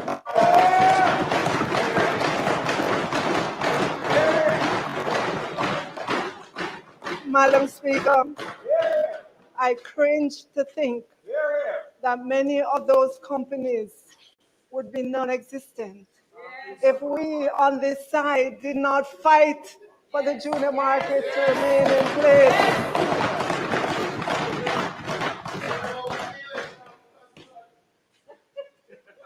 On January 14, 2025, I brought the legislation to Parliament to expand the junior market benefits that former Minister Clark had announced during his budget speech in March 2024. The amendment to the Income Tax Act increased the cap on voting share equity from 500 million to 750 million. Today, Madam Speaker, March 11, 2025, this government remains faithful to the stock market development and is pleased to announce its acceptance of the Jamaica Stock Exchange's proposal to establish a JSE micro market.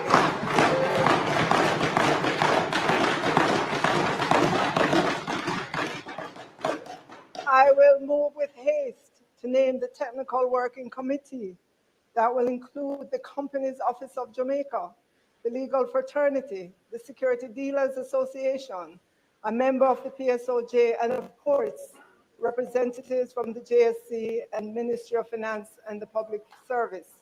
We fully expect that a fully functioning micro market will put structure to more businesses in Jamaica for sustainability and growth and access to equity capital.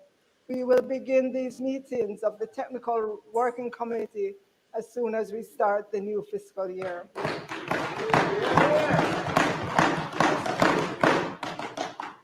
Madam Speaker, Dr. Marlene Street Forrest, Managing Director of the Stock Exchange.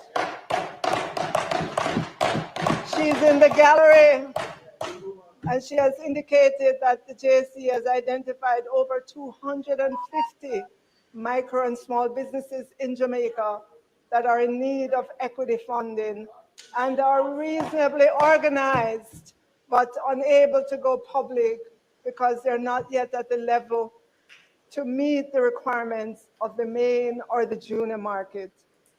And many do not require the threshold of $50 million in participating equity capital, meaning the JSE micromarket would be established, Madam Speaker, to meet the needs of MSMEs in the 10 million to less than 50 million in participating equity capital.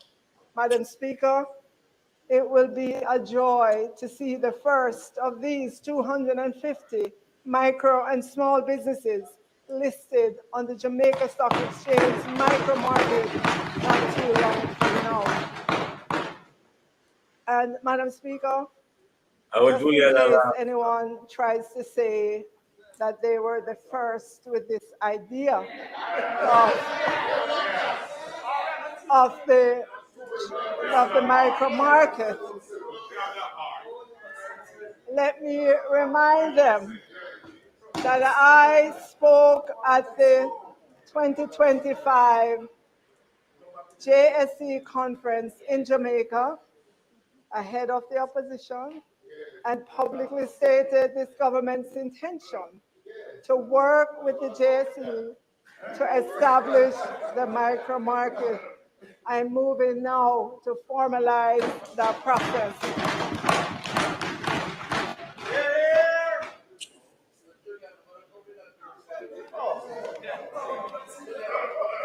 Madam Speaker,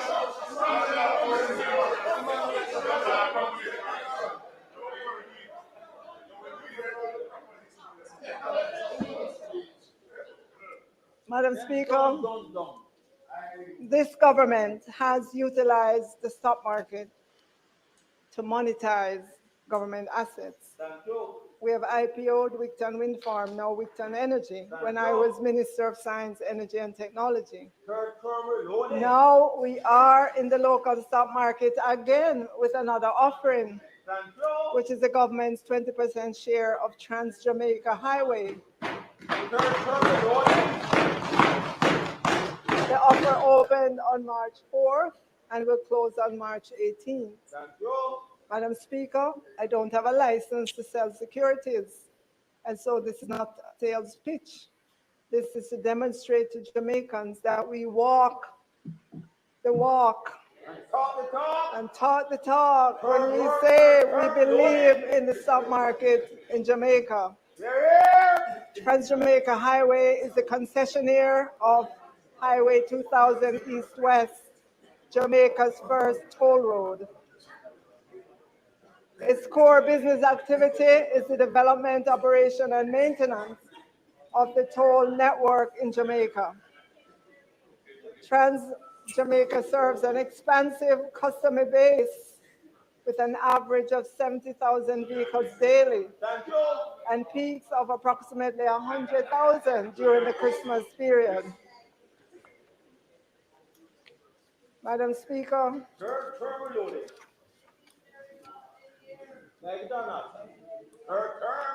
stop confused. They already Madam confused, Speaker, sir. Madam Speaker, This is such a confused, and you're still a confused with the nice. Madam Speaker, the government is seeking to raise up to $6.3 billion through the offer of 1,750,700,000 ordinary shares at Jamaican $3.60. Right? And NROC has reserved the right to upsize the offer by an additional 750 million ordinary shares in the event of oversubscription. All we know is you have to get there before Tuesday, March 18, 2025, in order to get some of these shares. Madam Speaker, this government will continue to incubate and bring to the market sound investments for the people of Jamaica to create their prosperity.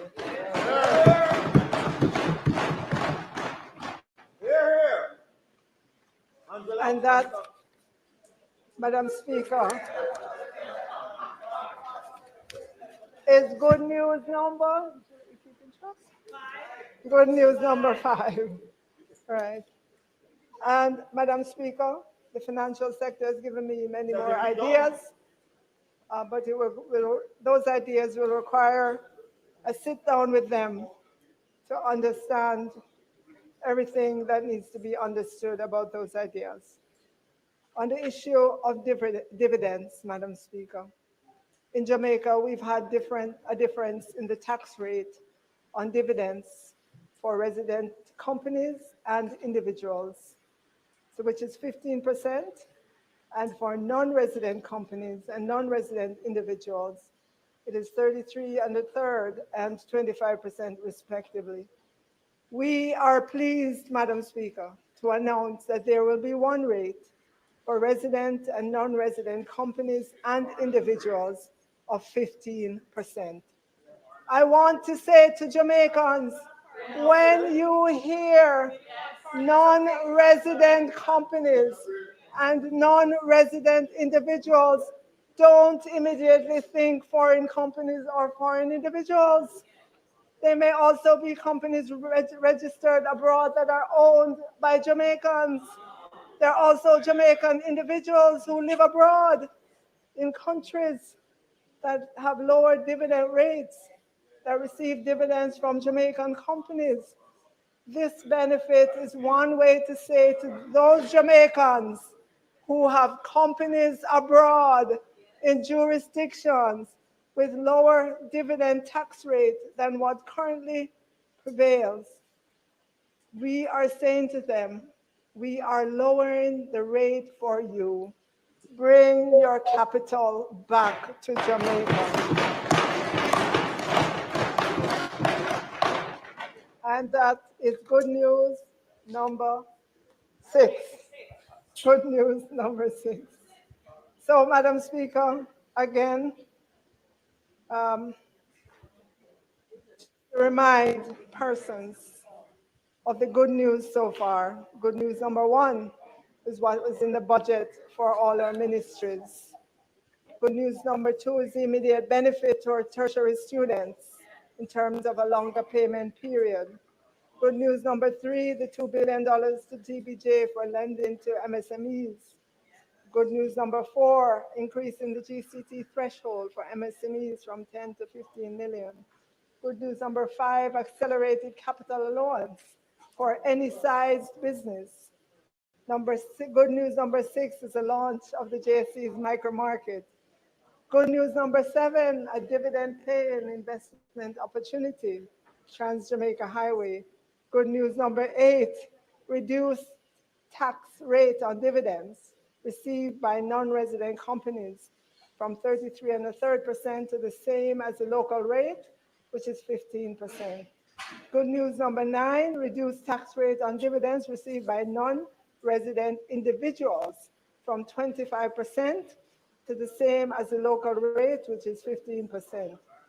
And good news number 10, Madam Speaker, there is more good news.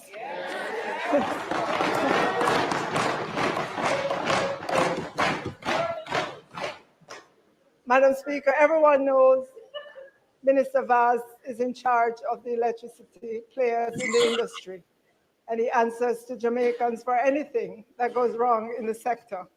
He not only answers to Jamaicans, he advocates for Jamaicans. Remember the aftermath of Beryl?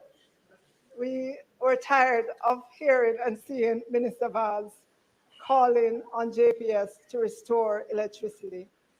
This should tell you, Madam Speaker, that Minister Vaz and this entire Prime Minister Holness-led administration wants an efficient electricity industry, one that is able to deliver the lowest electricity costs possible to the Jamaican people and the business. Madam Speaker, together with the Ministry of Science, Energy, Technology and Transportation, and following on the announcement the Prime Minister made at the National Arena, and we all remember what event that was, that this government will restructure GCT on electricity to make electricity more affordable and give those who want legal access to electricity the opportunity to do so.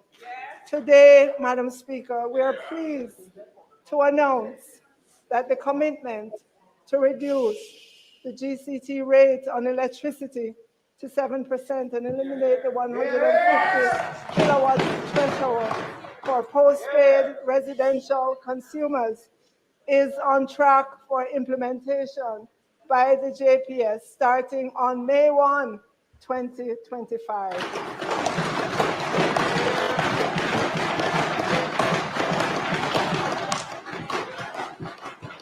Additionally, Madam Speaker, for those postpaid residential customers who consume 250 kilowatt hours or less, they will see a rebate of 7% and a 3% subsidy for a total of 10%. This is a caring government, Madam Speaker.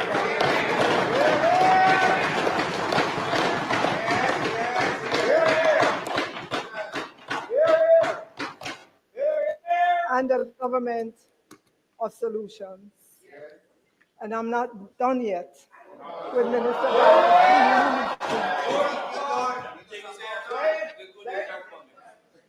On January 28, 2025, in this very parliament, Minister Vaz revealed to the country that in 2023, the electricity stolen amounts to a staggering 40.385 billion Jamaican dollars.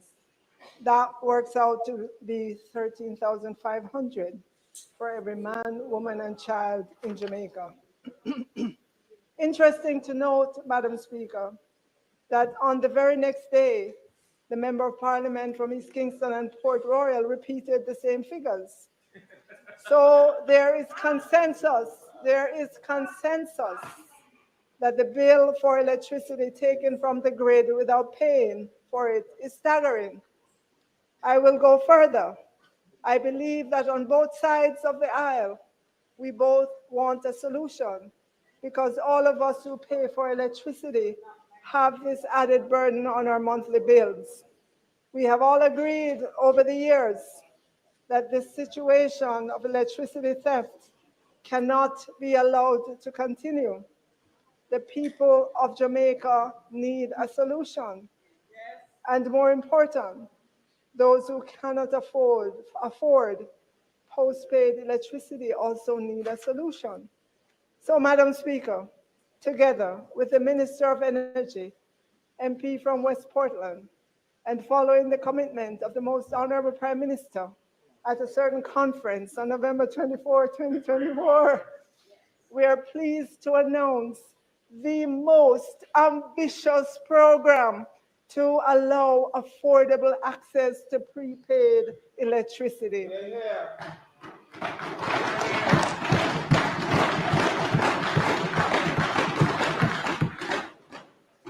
We announce the good news number 12.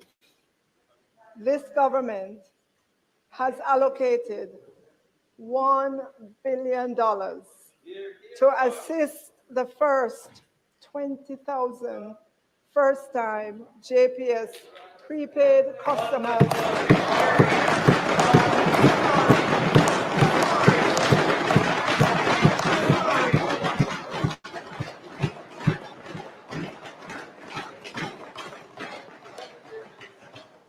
$1 billion, Madam Speaker, to assist the first 20,000 first-time JPS prepaid customers who sign up for prepaid electricity.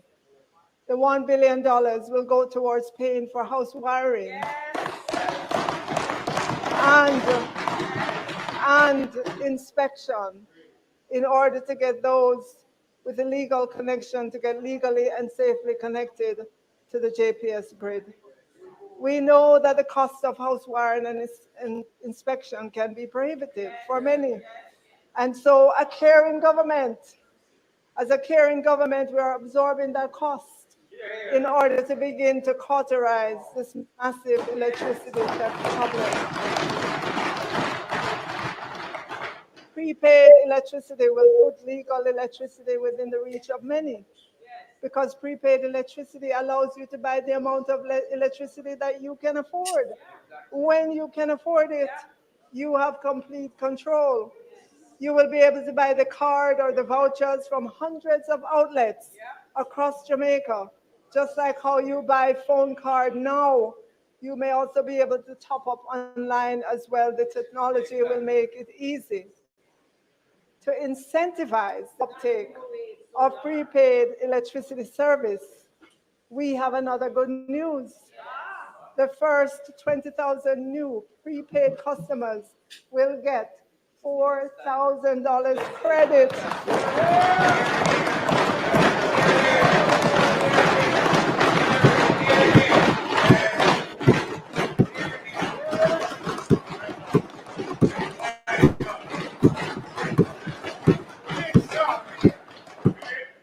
So they will get $4,000 credit for electricity per month for 6 months.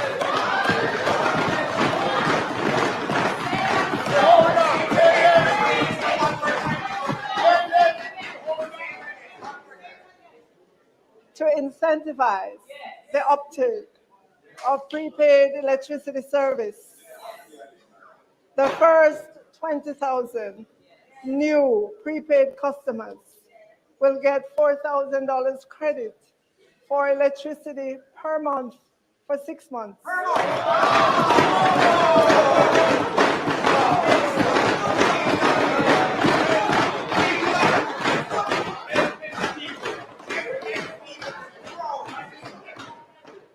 And this will be under the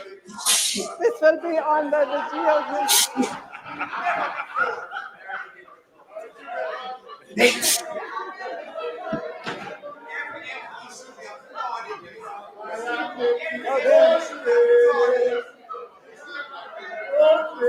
Madam Speaker, Minister, I can't hear you. I can't hear you, Minister. Minister, you may have another sip of water. Madam Speaker, you may have another sip of water, Minister.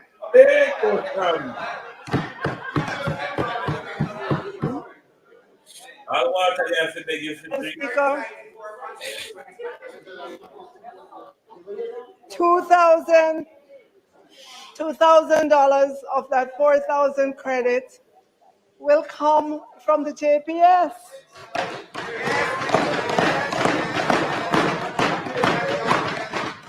And $2,000 will come from government. The JPS and JCIF will identify the vulnerable communities and provide the sign-up procedures. To give a sense of the value of the $4,000 credit, it is worth 50% of the average monthly bill of a typical prepaid customer currently on the JPS system.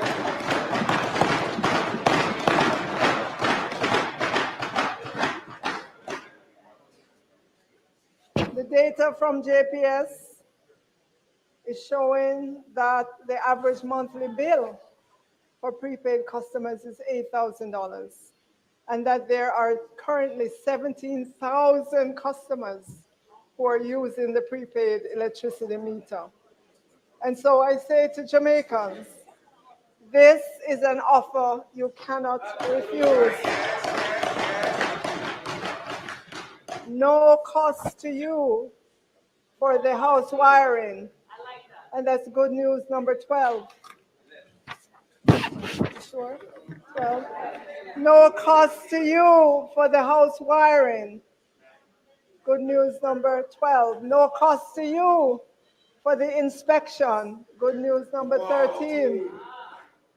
$4,000 credit towards your bill each month for 6 months. Good news number 14. No police running in on you to pull down the throw up. Good news number 15. Buy electricity when you need it and in the amount you can afford. $1,000, $500, $100, depending on how your money runs. Yes, good news number 16. What a deal. What a government.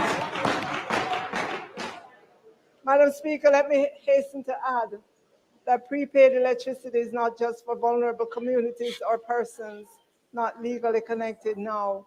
Any individual customer can buy the prepaid service, and the GCT on prepaid is also 7%. Good news, number 17. We are a caring government. We are a government of solutions. Yes. We are a government of action. Madam Speaker, recently a concerned taxi operator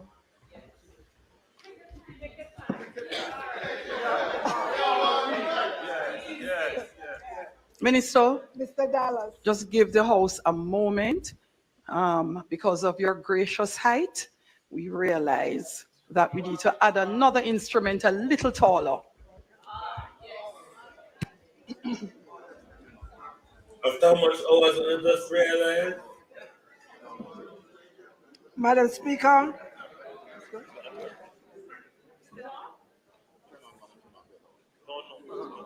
Madam Speaker, recently a concerned taxi operator, Mr. Dallas, and I believe he's in the gallery, told the Prime Minister that it was a hassle to get in and out of the tax office quickly. I encourage Mr. Dallas to try our online system to pay for motor vehicle fitness and then go to the motor vehicle depot. He could pay for motor vehicle registration and then go to a special window. He can pay for property taxes online as well. And I was pleased to note as well, Madam Speaker, that the Commissioner of Taxes reported that 80% of revenues are collected online. You can pay your traffic ticket online as well. But, Madam Speaker, while we strongly encourage the use of our online access, we recognize that it takes time to transition some people to the online world. And so I asked the Commissioner of Taxes to have a tax office opened in every parish on a Saturday to ease the congestion during the week and make it easier. We will announce those dates as those offices are open on a Saturday in every parish across Jamaica, and in time, the parish of Portmore will get one.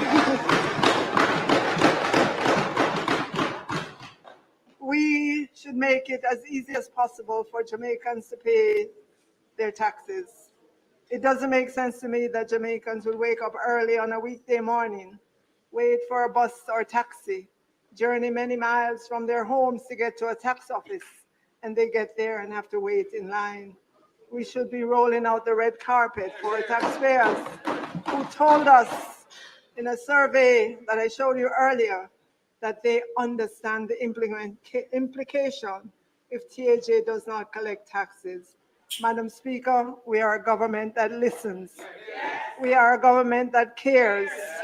And having a tax office open in every parish on a Saturday is good news. And there's been so many good news, I've lost track, but it looks like this is good news number 18 by my count. Madam Speaker, another area that is a real pain point for many Jamaicans are the ATMs and their lack of availability at the very time you need them. I know many of us already pay for many transactions with our debit and credit card, and that there continues to be an effort by the Bank of Jamaica to get adoption of JAMDEX or digital currency. In the meantime, while all the efforts are ongoing that would allow phone-to-phone transfer of digital cash, this government will be partnering with the providers of ATMs to install additional ATMs in areas that are secure and convenient to you, especially in our rural areas.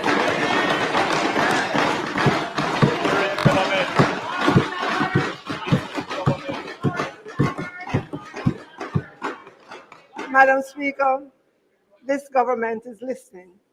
We hear you and we come with solutions. Bringing an ATM near you is good news, number 19. Madam Speaker, the Chase Fund Since its inception in 2003, has awarded 4,909 scholarships valued at $829 million to more than 2,000 early childhood education practitioners and leaders pursuing undergrad and graduate degree programs in early childhood education, special education, literacy and numeracy, curriculum development, educational leadership, and educational administration at tertiary institutions. We have listened to our practitioners who have shared the many challenges they face in securing guarantors that affect their take-up of these scholarships and grants. This should not be the case for individuals who serve our country's youngest, who carry the responsibility of their holistic development. So moving forward, together with the Prime Minister, we have decided to move the need for guarantors for recipients of government scholarships and grants up to $2 million cumulatively.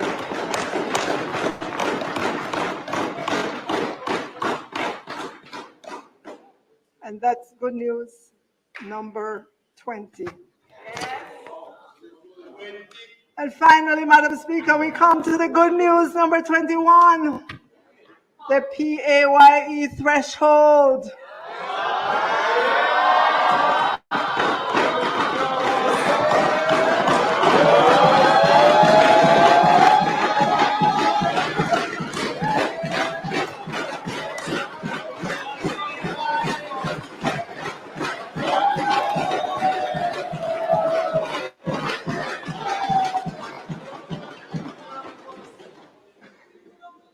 We're going there, Madam Speaker.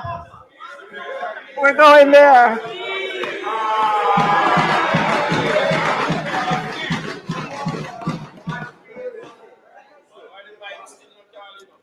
Madam Speaker, on seeking to be government in 2016, we told Jamaicans that we would increase the PAYE threshold from where it was to $1.5 million. I do not believe that there was anyone who believed that that could be done other than us.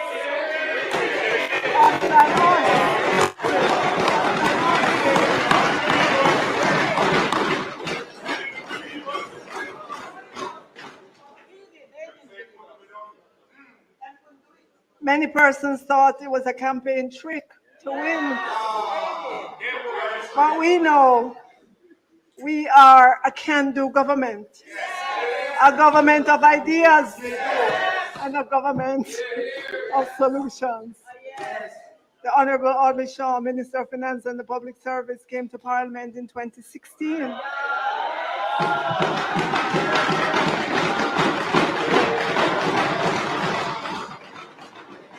To make the announcement to increase the threshold to 1.5 million over 2 years in the famous phase it in.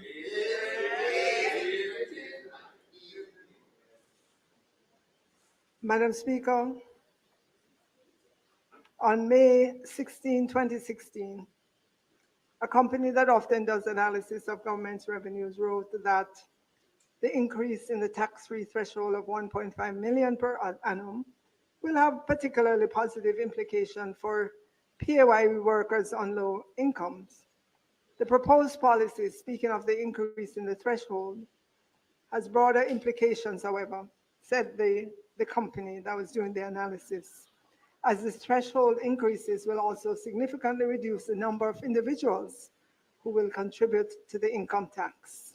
Perhaps, the analysis said, less than 110 persons in total, at 110,000 in total. At that time, in 2016, the writer of the report said that 90% of Jamaica's employed labor force will not contribute even $1 to income tax to the consolidated fund.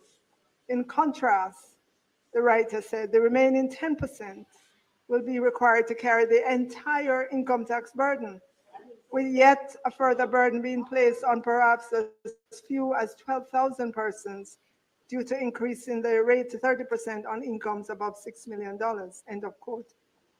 Madam Speaker, in 2023, When I looked at the PAYE data, we had 652,220 persons earning up to 6 million and paying PAYE.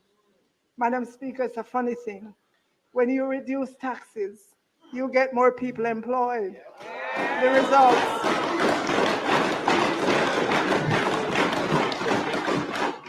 results are more revenues to government to build roads, provide water, infrastructure, invest in the security force, in education, in health, broadband infrastructure, and the training of our people.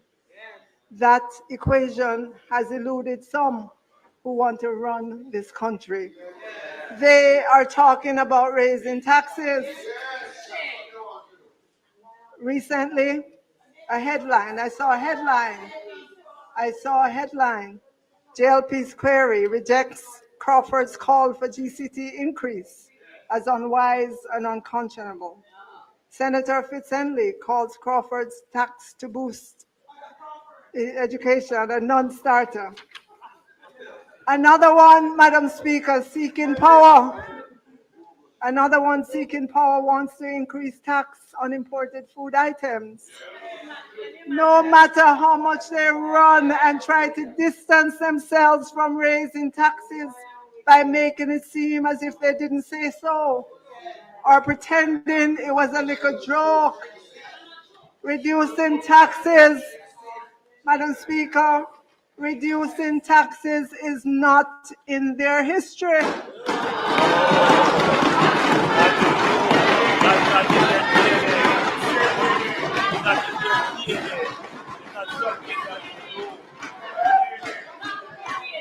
It is not in their DNA. Deficit spending and run with it is in their history. And so, Madam Speaker, the good news, this government will increase the threshold to $2 million.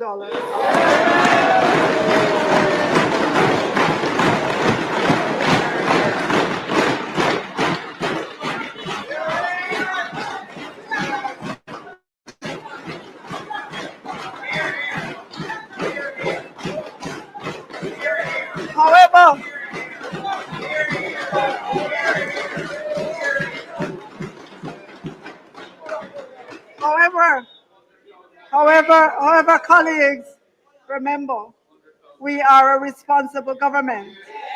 And so we'll increase the threshold in 3 tranches to 1.8, then 1.9, then 2 million over a 3-year period, starting April 1, 2025.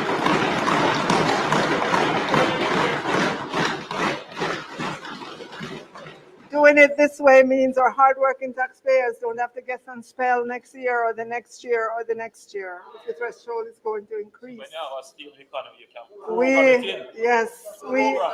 We are a caring government. We are a responsible government.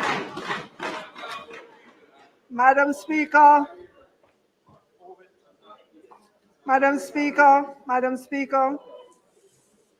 we could have run a deficit. For the first time in 10 years, based on our fiscal rules, we are allowed to run a deficit equivalent to no more than 0.3% of GDP. And that would still keep us on the path to 60% debt to GDP by fiscal 27-28. Madam Speaker,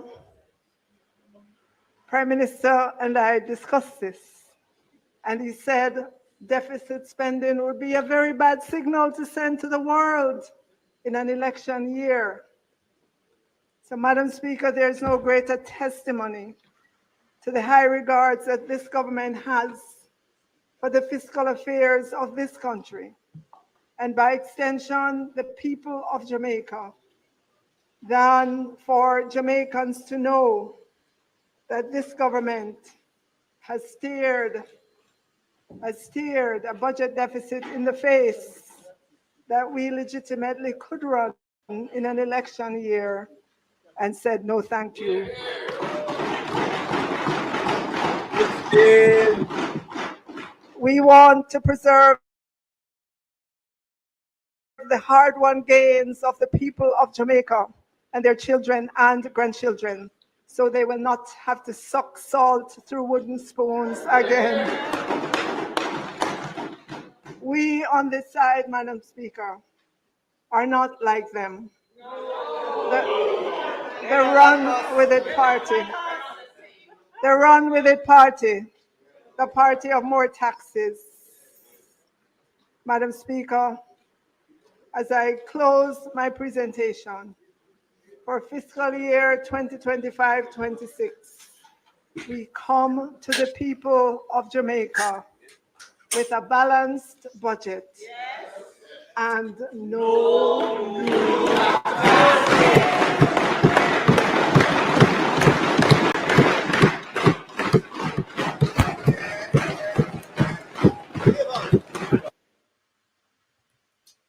Good evening, good evening. Thank you all for being here. God rest the dead, one might say.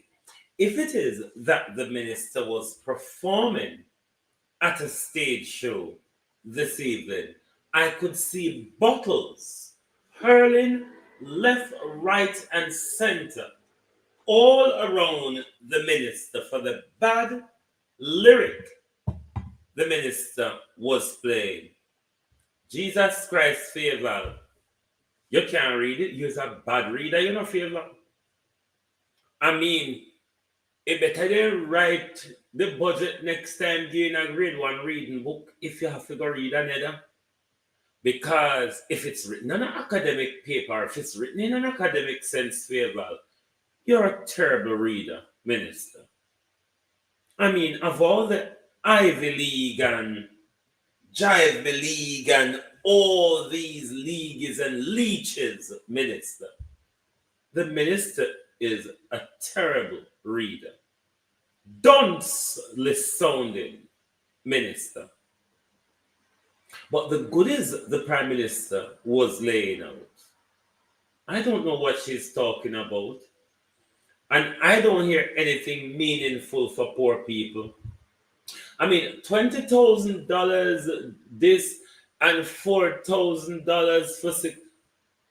What was that, minister? What goodies do you think that is? I mean, in the sectorial debate, they're going to lay out nitty-gritties and so on. But Jesus Christ, Favor. I mean, you need to, the reading favor, I mean, you were as dull as usual, let's face it. You were as dull as usual, minister. That's no surprise there. The basic school, though, minister, the presentation, oh, God, favor. So bad. Even if you give us something we never hear it because you sound confused and your budget is much shorter than Nigel's budget. As I've suggested this morning, that they should give it to you on a bullet point. It looked like you really come with a bullet point budget. TAJ, you're in the budget. Debbie Jervis, you're in the budget. Sunshine, you're in the budget. You're in the budget. You're in the budget. What was a load of waddle? Struggle, minister. No man, favor dance. Anyhow, favor leader want dance. A galang so. You wouldn't like to see the swelter and the battle where favor would have to duck from the whole dismal favor. But me and the audience them tired out. God knows say we can't deal with them all for the night. And my People's Point of View program, I've extended that program to the morning because Jesus Christ, we can't throw more upon Uno than we favor good. And remember, say, we're going to have to listen to Andrew next restaurants, or so on. And when Juliana respond, I know today Juliana respond, Jesus Christ, favor. Somebody said, Jesus Christ, favor. What was that? I mean, you could lay down at home, favor. You could literally lay down at home and read the budget via YouTube. I mean, we could make preparation for that. You never have to really come out of your yard just so nicely, I must add. You never have to come out of your yard, Faval, just so nicely. Could do very little or nothing at all, Minister. Parliament mash up to them and move Prince Charles' authority from Parliament. What was that though, Minister? Because when you're fingering the paper and you're buck shuffling, you don't even know, you don't even remember or know at some point what number goodies you were at in the whole. Faval, you're lucky you never danced in this evening, Faval, you're lucky it wasn't a dance because the shandy back of ducking where you wouldn't have to do this evening. But we're going to leave it here. We will continue to ask the question tomorrow morning. Did Faval cross it? And it's quite what you call those questions when you ask them and answer them at the same time. What do you call those questions again? Wanna help me? Because Faval warned me out tonight, You know the question them where you ask them and them answer themselves? But we're going to ask the question tomorrow morning, the rhetorical question. We're going to ask the question tomorrow morning, did Faval cross it? Thank you all very much for being here. We've been here for over 4 hours now. I won't warn you out anymore. We'll have the day tomorrow to waffle over the ministers. I don't know what it was. You decide for yourself. It was historical, but a historical car crash. Good night.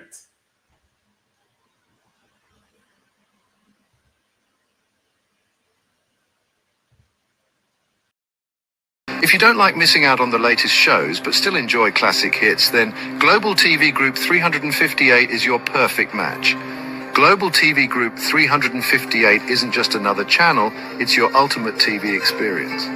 From breaking news to binge-worthy dramas and timeless classics, we've got it all. Our unique blend of original content and global favorites means there's something for everyone. And guess what? With GTVG's seamless streaming, you can watch anywhere, anytime.